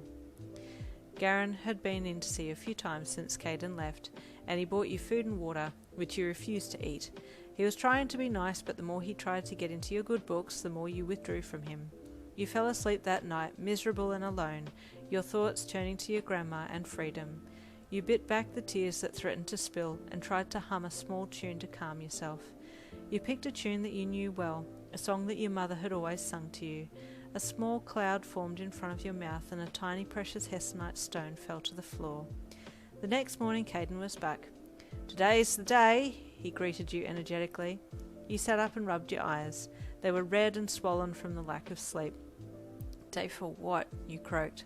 The day you make me some gold, he exclaimed, holding his arms out in a grand gesture. I already told you I don't know how to make gold, you muttered. Caden walked over to you and sat down on the mattress beside you. He reached out and ran his coarse fingers through your hair, and you stiffened against his touch.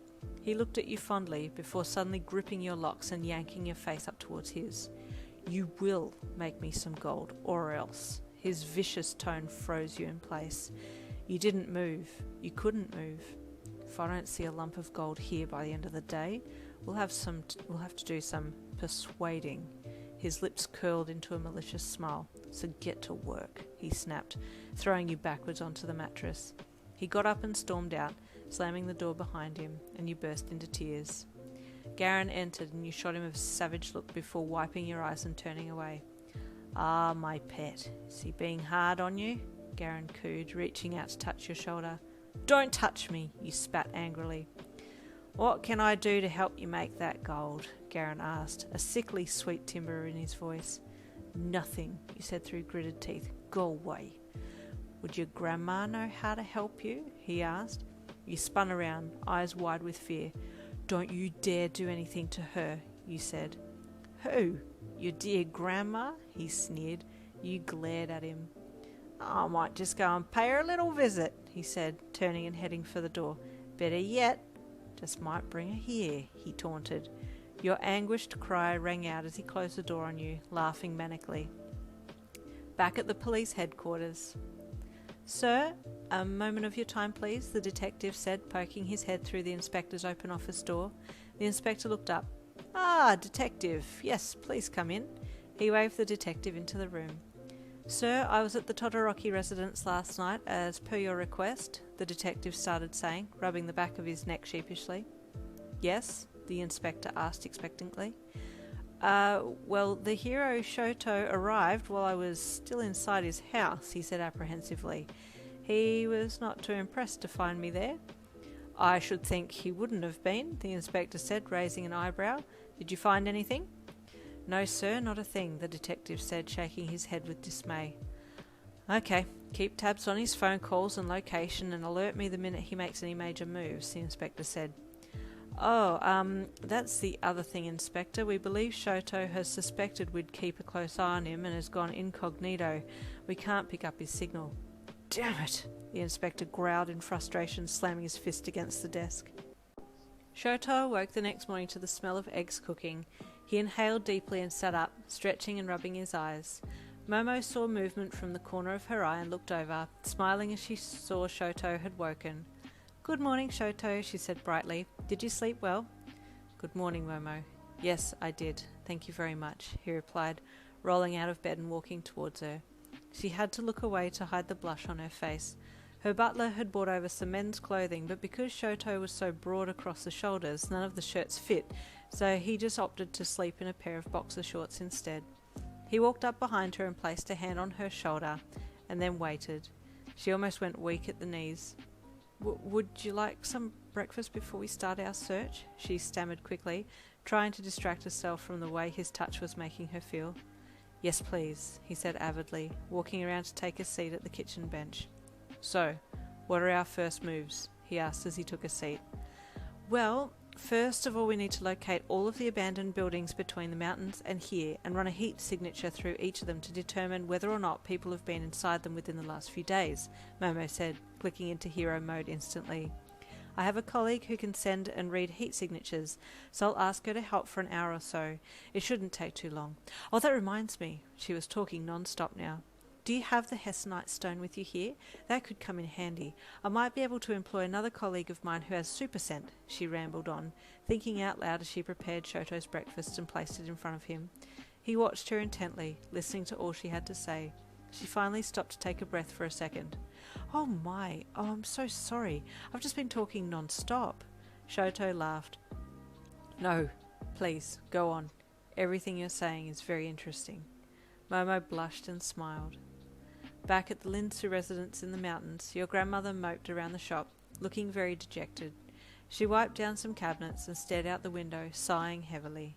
The shop door opened and she turned when she heard the little bell tinkle on the top.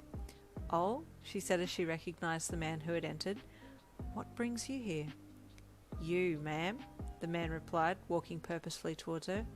What do you mean by that? She said, fear rising in her voice as she saw the man had a sinister, ulterior motive. He grinned wickedly as he grabbed for her arm. Let go of me, your grandma yelled. Ah, but don't you want to see Yin? She's waiting for you, he said, snickering as he did it. You, she hissed. It was you that took her, wasn't it? Yeah, got me, he said with a sarcastic grin. Come on now, come quietly and see her. She misses you. You have nothing here, right? Your grandma glared intensely at him for a minute, then resigned, letting her arm go limp in his hand. Oh, but I can't let you see where you're gonna go, so might need to put you to sleep for a bit, he said, quickly slapping a chloroform-soaked rag over her nose and mouth. The last thing your grandma remembers seeing was a flash of a red tattoo. Back with Shoto and Momo, they were getting ready to gear up. Okay, we have eyes in the sky for the next 1 hour, Momo said, hanging up a phone call and walking back over to Shoto. They had set up office in the lounge room of Momo's apartment. Papers, pens and half-drunk coffee sat in cups on the coffee table in the middle of the room. Shomi has very kindly offered to seek out all of the abandoned buildings in the area and determine if there are people inside by using her quirk, heat signature, she said, scrolling through her phone contacts looking for the next hero to call. I will now call our next contact hero, Hiro Kaori, the scent hero. I'll ask him to come here so that he can have a look at the hessonite stone. Momo, I can't thank you enough for all you're doing for me. You are going to great lengths to help me, Shoto said from his seat at the coffee table. Shoto, I've told you before, you mean a lot to me and there's nothing I wouldn't do for you. And with that she turned and rang Kaori. Shoto pulled out his phone and put his old SIM card back in, scrolling through the most recent calls. His thumb hovered over the unknown number that had rung him the day that he was at the Kichona family residence. I should probably ring Yin's grandmother and tell her everything that's going on, and tell her that it will be okay. We are increasing our search power, and we'll have Yin back home safely soon. He pressed call. The phone rang, and then rang out, and he frowned and looked up at Momo as she finished her call. I just tried ringing Yin's grandmother, but she didn't pick up, he said. Something tells me that this is not a good thing. He stared down at his phone. Inspector! The detective hollered down the hallway. We have a pinpoint! We just got a signal from Shoto's phone. Where is he? The inspector yelled back, racing out of his office while throwing his coat on. 546th Street, Block 4! He shouted, only just managing to get the address out before the inspector disappeared out the building door. The inspector grabbed his phone out and punched the address in as he ran. I'll get you, you bastard, he growled internally. If you have anything to do with this mess, then there'll be hell to pay. He nearly broke stride as he looked at his phone again. A name had popped up next to the address that he had just keyed in. Momo Yaoyorozu, he yelled in disbelief. Momo looked down at her phone. Oh? Shoto, the inspector is calling me. The phone buzzed in her hand. Shoto leapt to his feet. He knows I'm here, he said, slightly panicked. Answer it, but don't tell him I'm with you. Say that you did see me briefly this morning, but I just left. He ran down the hall to get his clothes. Tell him I was asking about gems again, he called over his shoulder as he ran. Momo quickly pressed the answer button and raised the phone to her ear. Good morning, Inspector, she said, trying to sound as casual as possible. What can I do for you? Miss Yaoyorozu, the inspector huffed. Is Shoto with you? No, he isn't, Momo lied, glancing up as Shoto entered the room again, pulling his shirt on. But I did see him briefly this morning. He came by asking about gems again, she said, repeating what Shoto had told her to say. I see, the inspector said, still out of breath. Miss, I don't want to alarm you, but we have reason to believe that Shoto is involved in a gem-related case and that he is a prime suspect in a kidnapping. What? Momo gasped, feigning shock. But why would he do that?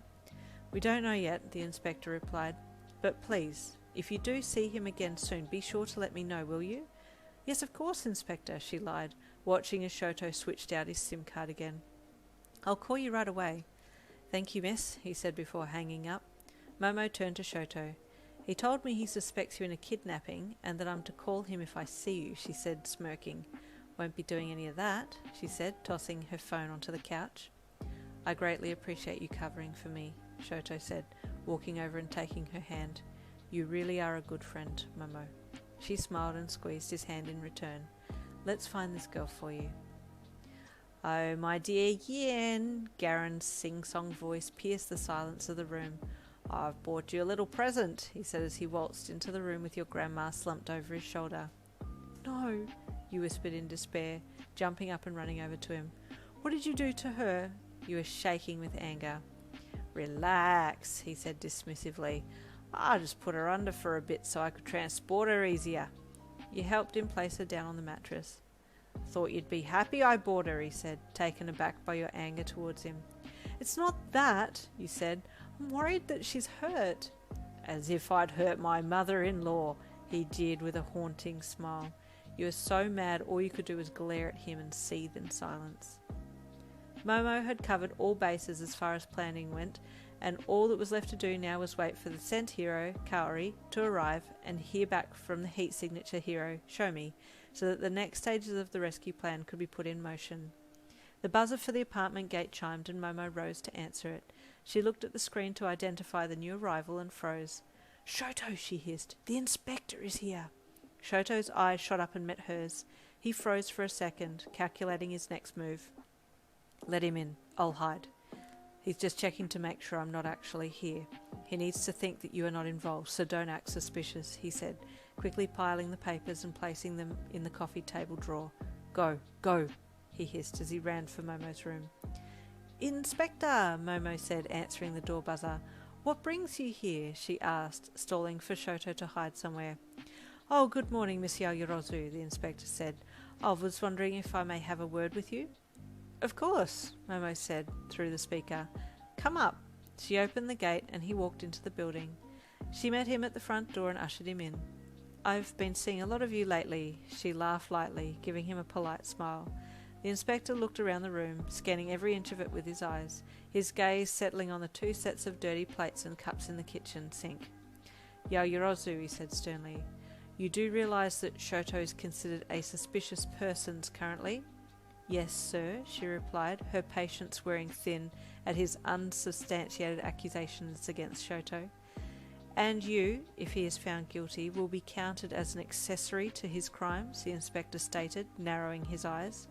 Momo crossed her arms and stared the inspector down. With all due respect, sir, you have no right to come in here and insinuate anything. I am a busy woman, and I have no more time for your games. If you are done with your baseless threats, then I suggest you leave now. Her tone was low and serious. The inspector got the hint and pushed past her to leave. Suddenly his phone rang and he answered it. What? He yelled. When? There was silence as the person on the other end of the line elaborated. Okay, I'm coming.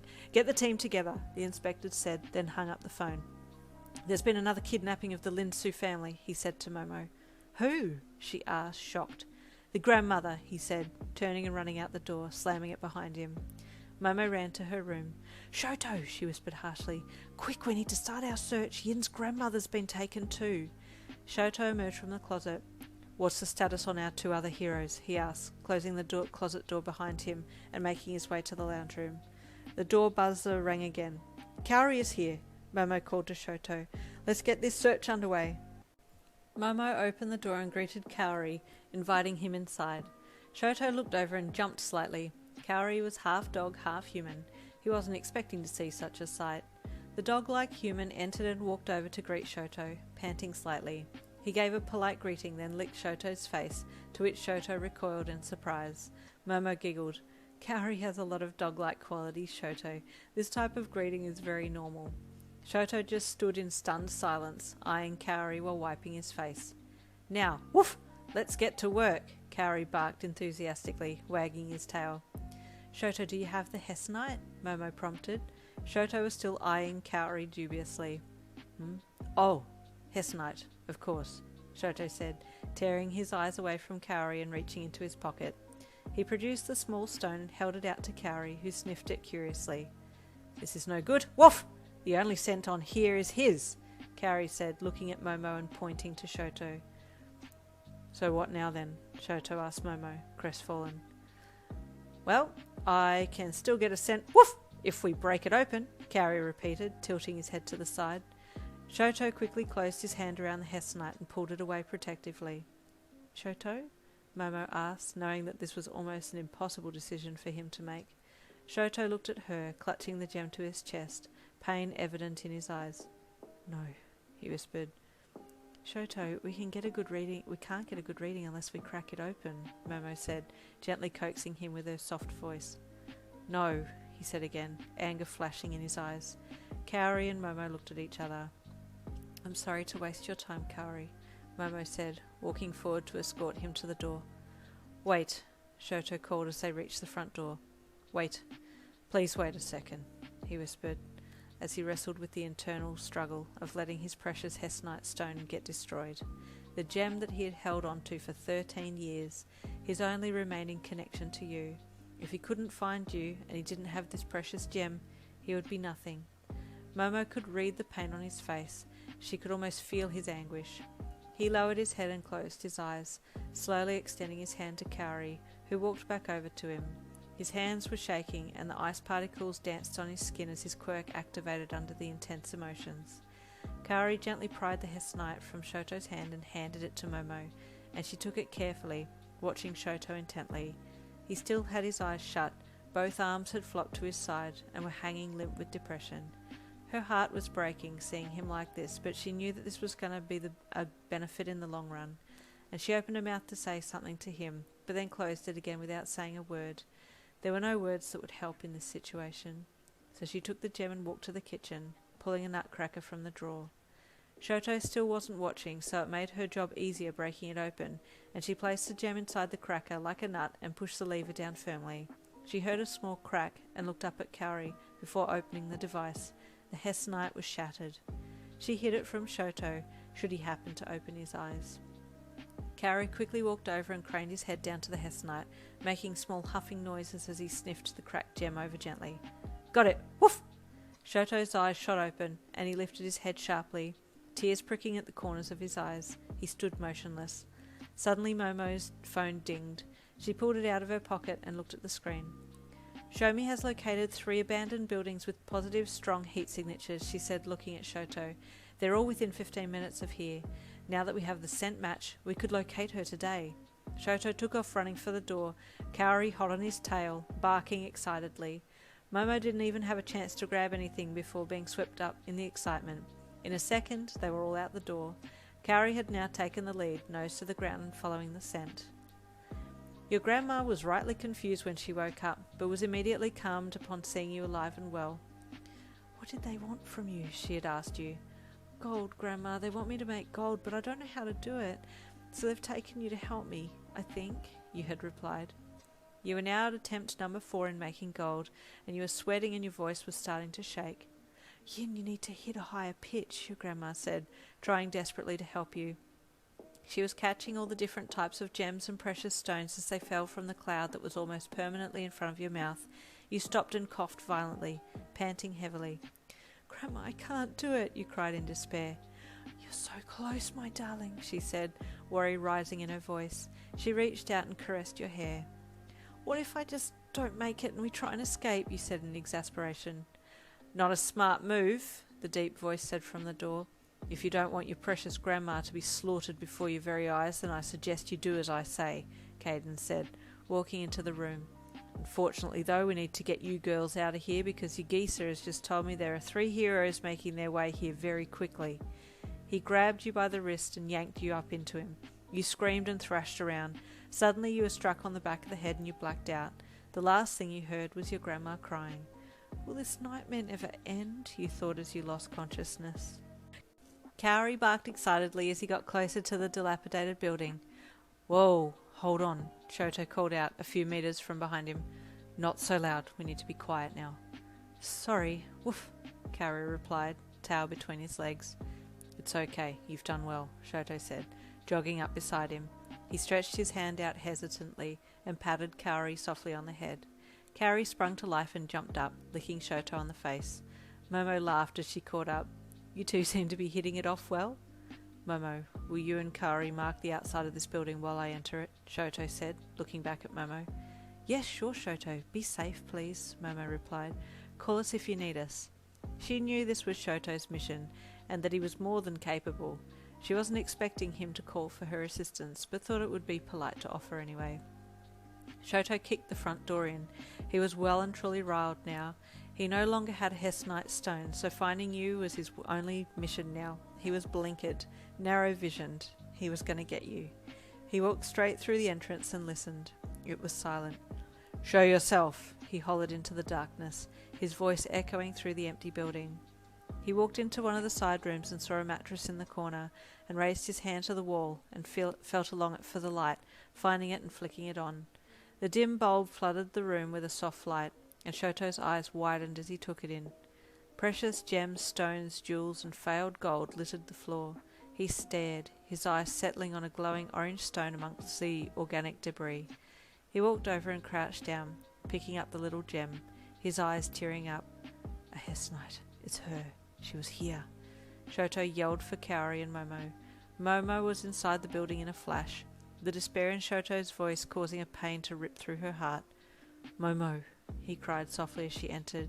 She raced over and embraced him, holding him close as he threatened to have a breakdown. Look, he said shakily, trying desperately to maintain his composure. He held his hand out, the beautiful little gem sparkling in the dim light. A Hesnite, Momo gasped. It's her! Woof! Kaori said, sniffing through the gems that were scattered on the floor. She was here just a few minutes ago. Woof! Damn it! Shoto growled, gripping the Hesnite tightly. Kaori, can you follow the scent from here? He asked, turning to Kaori, shooting him a desperate look. Of course! Woof! Kaori barked and ran out of the building. Shoto grabbed Momo's hand and they raced out together, almost bumping into someone. Stop right there, the inspector yelled, raising his gun at the two heroes. This is not the time, Inspector, Shoto growled, pulling Momo in behind him protectively. There are now 2 people who are possibly in harm's way. We need to save them. "You are pointing your gun at the wrong people," Shoto snarled. "If you continue this harassment, I'll permanently put you away." His eyes were narrowed and serious, and the inspector took a step back at the sheer anger or angry aura that radiated from him. "Shoto, He lowered his gun. "There is no time for apologies or explanations here, Inspector. We don't have the time," Shoto said in his stoic, monotone voice, before walking briskly past the inspector and breaking into a run, following the rapidly disappearing form of Kaori. "We have a lead," Shoto called to the inspector over his shoulder. "Follow us." The inspector obeyed and turned to his men who had just arrived on the scene. "Get the cars, follow the heroes, they're on to the tails of the kidnappers." The police jumped in their cars and followed after Shoto and Momo, the lead car stopping briefly and picking them up before speeding off again. Kaori was in hot pursuit of the getaway vehicle, galloping on all fours at a tremendous pace, his strides getting freer as he relaxed into the motion. "He's fast," Shoto said to Momo, looking over at the car's speedometer. 50 kilometers per hour. You awoke to your head throbbing terribly. You cradled it in your hands and whimpered as you tried to still the nauseating feeling that came with the throbbing. Suddenly you were aware that you were in a vehicle. You looked up and around you. You were in the back of a van. Your grandma was lying limply on the floor next to you. "Grandma!" you gasped, reaching out and shaking her shoulder gently. She didn't move. She had blood trickling from the side of her head. You felt something run down the side of your face and touched your fingers to it. Blood. You rolled your grandma on her back and tried to feel for a pulse, but the van was bumping and shaking so much you couldn't feel a thing. You lay over the top of her, holding her in your arms while tears spilled from your eyes. "Grandma," you sobbed, "please don't leave me." Outside the van, you heard a dog barking ferociously and people swearing angrily. The van swerved and you were thrown clean across to the opposite wall. "Stop! Police!" you heard clearly from the back door of the van. Your heart leapt in your throat. "Police?" You crawled back over to your grandma and she stirred slightly. "Grandma," you said. "Grandma, the police are behind us. We're going to be okay." She didn't respond. You wrapped her in your arms and held on for dear life as the van continued to bounce down the road. Suddenly you were slammed into the front wall of the van, your head hitting it solidly, and you lost consciousness instantly. From outside the van, a dog could be heard attacking your captors. Shoto leapt from the police car and sprinted to where Kaori had pinned the driver to the ground. "You're under arrest," he roared, raising his right arm ready to freeze him should he move. Movement from the corner of his eye drew his attention, and he looked across to see two other men trying to limp away from where the van had slammed into a tree. "Stop!" Shoto called, throwing his arm out and blasting a wave of ice towards them, freezing them in place. Momo had created some rope with her quirk and was tying the man up on the ground. Kaori then trotted over to guard the two other men who had been encased by Shoto's ice. Shoto dropped his arm and ran to the back of the van, swinging the door open. He nearly cried when he saw the sight. There you were, unconscious and bleeding, your arms still wrapped protectively around your grandma. She was moving slightly. He hopped up into the back of the van and knelt down by your grandma. Her eyelids fluttered open and her eyes slowly focused on Shoto's face. She smiled weakly before losing consciousness again. "Shoto, what are their conditions?" the inspector called from behind. "The grandmother's in a critical condition," Shoto called back. "As for Yin..." He reached out and gently cradled your head in his hands, brushing his thumbs across your bloodied, tear-stained, dirty cheeks. He reached for your neck and felt for a pulse. It was strong. "She's alive, but unconscious," he said, shuffling forwards to separate you from your grandma. "We need an ambulance, now," he yelled authoritatively. "On it," the inspector yelled before jumping on the police radio. Shoto moved your grandma off your lap and laid her in the recovery position before scooping you up and holding you against himself. "Yin," he whispered, "you're going to be okay. I'm here now. I'll never let you go." He bent his head down and kissed the top of your head. You were still out cold. Later in the hospital, your eyelids fluttered open. "Where am I?" you thought, blinking as you were blinded by the hospital lights that pierced through your eyes. "Yin, don't move," a gentle masculine voice said from beside you. You turned your head towards the voice, and a pair of beautiful heterochromic eyes met yours. You had an immediate flashback to that day at the markets. Have we met before?" you asked the handsome pair of eyes. He nodded. "Was it at the markets?" you asked, hoping you had the right memory. "Yes, Yin," he replied, almost breathlessly. The fact that you remembered the location that you had met him in caused his heart to beat wildly. I make you a Hessonite gem, Shoto interjected hurriedly. I held on to it for 13 years, praying I would find you again, he said, his eyes shining excitedly. Unfortunately, it was destroyed yesterday. Oh, you said, unable to tear your gaze away from him as he continued to stare lovingly into your eyes. How are you feeling? He asked, finally breaking the silence. I think I'm okay, you said, smiling weakly. I'm glad, he said, reaching out and touching your hand gently. You glanced down at where he was touching your hand, and your heart leapt. He rubbed his thumb across the back of your hand, and you looked back up into his face. He'd been staring at you the whole time. You started to feel the heat rising in your face as the reality of a very handsome man caressing your hand set in. Oh, my grandma, you suddenly remembered. Where is she? You tried to sit up. Whoa, no, don't move. Shoto jumped up and held you still by your shoulders. She's in a critical condition currently, but she'll be okay, I promise, he said, his face hovering over yours. What is your name? You asked suddenly, averting your eyes as a blush dusted your cheeks. Oh, my apologies. My name is Shoto Todoroki. 2 weeks later, your grandma called up the stairs to you. Yin dear, Shoto's here. You quickly jumped off the lounge and fixed your hair in the mirror before running to the stairs. It had been a week now since your release from hospital, and Shoto had come to visit you every day. Your grandma was doing well as well. She'd made a full recovery and was beyond excited that a handsome hero like Shoto had taken an interest in you. After putting 2 and 2 together, you had told her about the encounter that you and Shoto had that one time at the markets 13 years ago. She was thrilled. Oh, hello Yin, he greeted you warmly. He was in a fitted black top with grey slacks, and he looked absolutely stunning in casual clothes. Hi Shoto, he said shyly, playing with your hair. Yin, would you mind showcasing these beautiful gems here and giving me some history on each? He asked, his eyes shining as he gestured to the many gems around the shop. I'd love to, you said, walking around the counter and beckoning him to follow you to the first cabinet. Okay, this one's a Hessonite, he said excitedly. I'm very familiar with this one. May I hold it? Sure, you said, unlocking the cabinet and pulling it out for him. Shoto looked it over and held it to the light. This Hessonite was made relatively recently, he said, feeling the weight of it. The maker of this gem has improved in her technique immensely. He gave you a sidelong glance.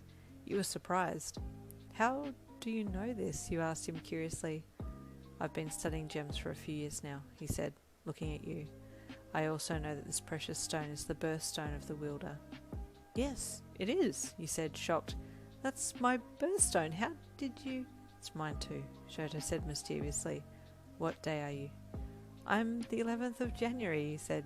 Shoto's eyes widened. That's the same as mine. No way, you said excitedly. Well, if that isn't a sign, I don't know what is, your grandma quipped cheekily from the workshop door, giggling before she disappeared out of sight. Shoto continued to visit every day, sometimes bringing you a small gift. He was very sweet and caring, and before long you found yourself head over heels for him. One afternoon he invited you to go to the local markets with him. He never actually said it was a date, so you didn't think much of it. You were just elated to be able to spend more time with him. As the evening came to a close, he was walking you back home. You'd had a wonderful evening with him, and you found yourself admiring him from the corner of your eye as much as he was admiring you from the corner of his. Yin, he finally said, breaking the silence. I've been meaning to ask you this for a long time. What is it, Shoto? You asked, wondering what it was that he'd been holding back from you. He stopped and turned to face you, taking your hand gently in his. Yin, I've been very fond of you from the moment I met you. You are beautiful, and I can't stop thinking about you. Would you consider dating me? Your heart nearly stopped as he looked into your eyes earnestly. His sincerity was overwhelming, and you found yourself lost for words. He took your silence as a negative response to his honest statement and reluctantly let your hand go and looked away. I apologize, Yin. Maybe I was too forward, he said dejectedly. Oh, no, I'm so sorry. I was just shocked by what you said just now, Shoto. I'd love to date you, you said. His head whipped around and his eyes met yours. Really? He said eagerly. Yes, really, you giggled. He pulled you in for a hug and kissed you softly on the neck. Your knees went weak and he almost had to carry you the last bit back home to your house. He said goodbye to you on the steps and watched you enter before turning and heading back to town. So, how did your afternoon go? Your grandma asked, wiggling her eyebrows cheekily. He asked if he could date me, you squealed with excitement. Your grandma was overjoyed. 1 year later, after dating Shoto for that length of time, you stepped out from the room in your wedding dress. How do I look, Grandma? Your grandma teared up and clasped her hands to her mouth. Yin, my darling, you look simply stunning. Thanks, Grandma, you beamed. It was your wedding day. Shoto had asked you to marry him only 6 months after you started dating and you were thrilled. He was handsome, sweet, and everything you'd ever wanted in a man. You couldn't wait to be Mrs. Todoroki. Out in the garden, Shoto was talking with guests. Shoto, a familiar feminine voice called to him. He turned around. Momo, he called happily, hugging her gently as she approached. How have you been? You look well. Yes, thank you, I'm doing very well, she said, smiling. Please, let me introduce you to my boyfriend. She turned and gestured to a man behind her. Hello, sir, it's a pleasure to meet you, Shoto said pleasantly, extending his hand to the gentleman. My name is Shoto Todoroki. Rogers, the man responded with a similar stoic expression to Shoto's. Steve Rogers. An American, Shoto said, one eyebrow raised. What brings you to Japan? Well, apart from my lovely girlfriend here, Steve said, pulling Momo in for a side hug, I'm here on a mission. Mr. Rogers is part of a hero team, Momo added. Have you heard of the Avengers Initiative, Shoto? Steve asked. No, can't say I have, Steve, Shoto said. I'd love to chat more with you after the ceremony, though. I feel we may have a lot in common. Sounds fine by me, Steve said with a smile. Later on through the ceremony, Shoto raised your hand and held the ring to the tip of your finger. I do solemnly swear to protect you and care for you for as long as we both shall live, he said in a commanding voice, sliding the wedding ring onto your finger.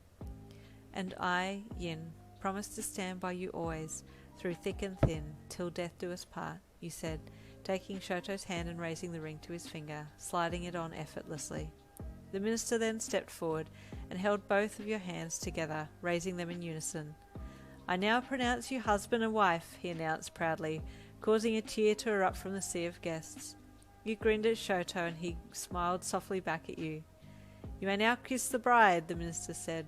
Shoto leaned in and pulled you into him by your waist, his lips locking with yours. You melted into him and wrapped your arms up around his neck. The crowd cheered as you parted, and your cheeks dusted with a light blush. Shoto took your hand and with a small smile led you down the steps and off down the aisle, while people threw flowers and confetti. You were giddy with excitement. This day had finally come. As Shoto hoisted you up for another kiss, the sunlight caught your rings, causing a brilliant flash of orange. What rings are they? Steve asked, leaning in to whisper to Momo's ear. Hessonite, she said. It's a very long story. She smiled at him. I'll tell you later. The end. And there ends Pinpoint. I know that was a relatively shorter book of mine. I've got a few long, few short, but I hope that it was still just as enjoyable as some of the longer books. Stay tuned for the next book, which will be posted later this evening.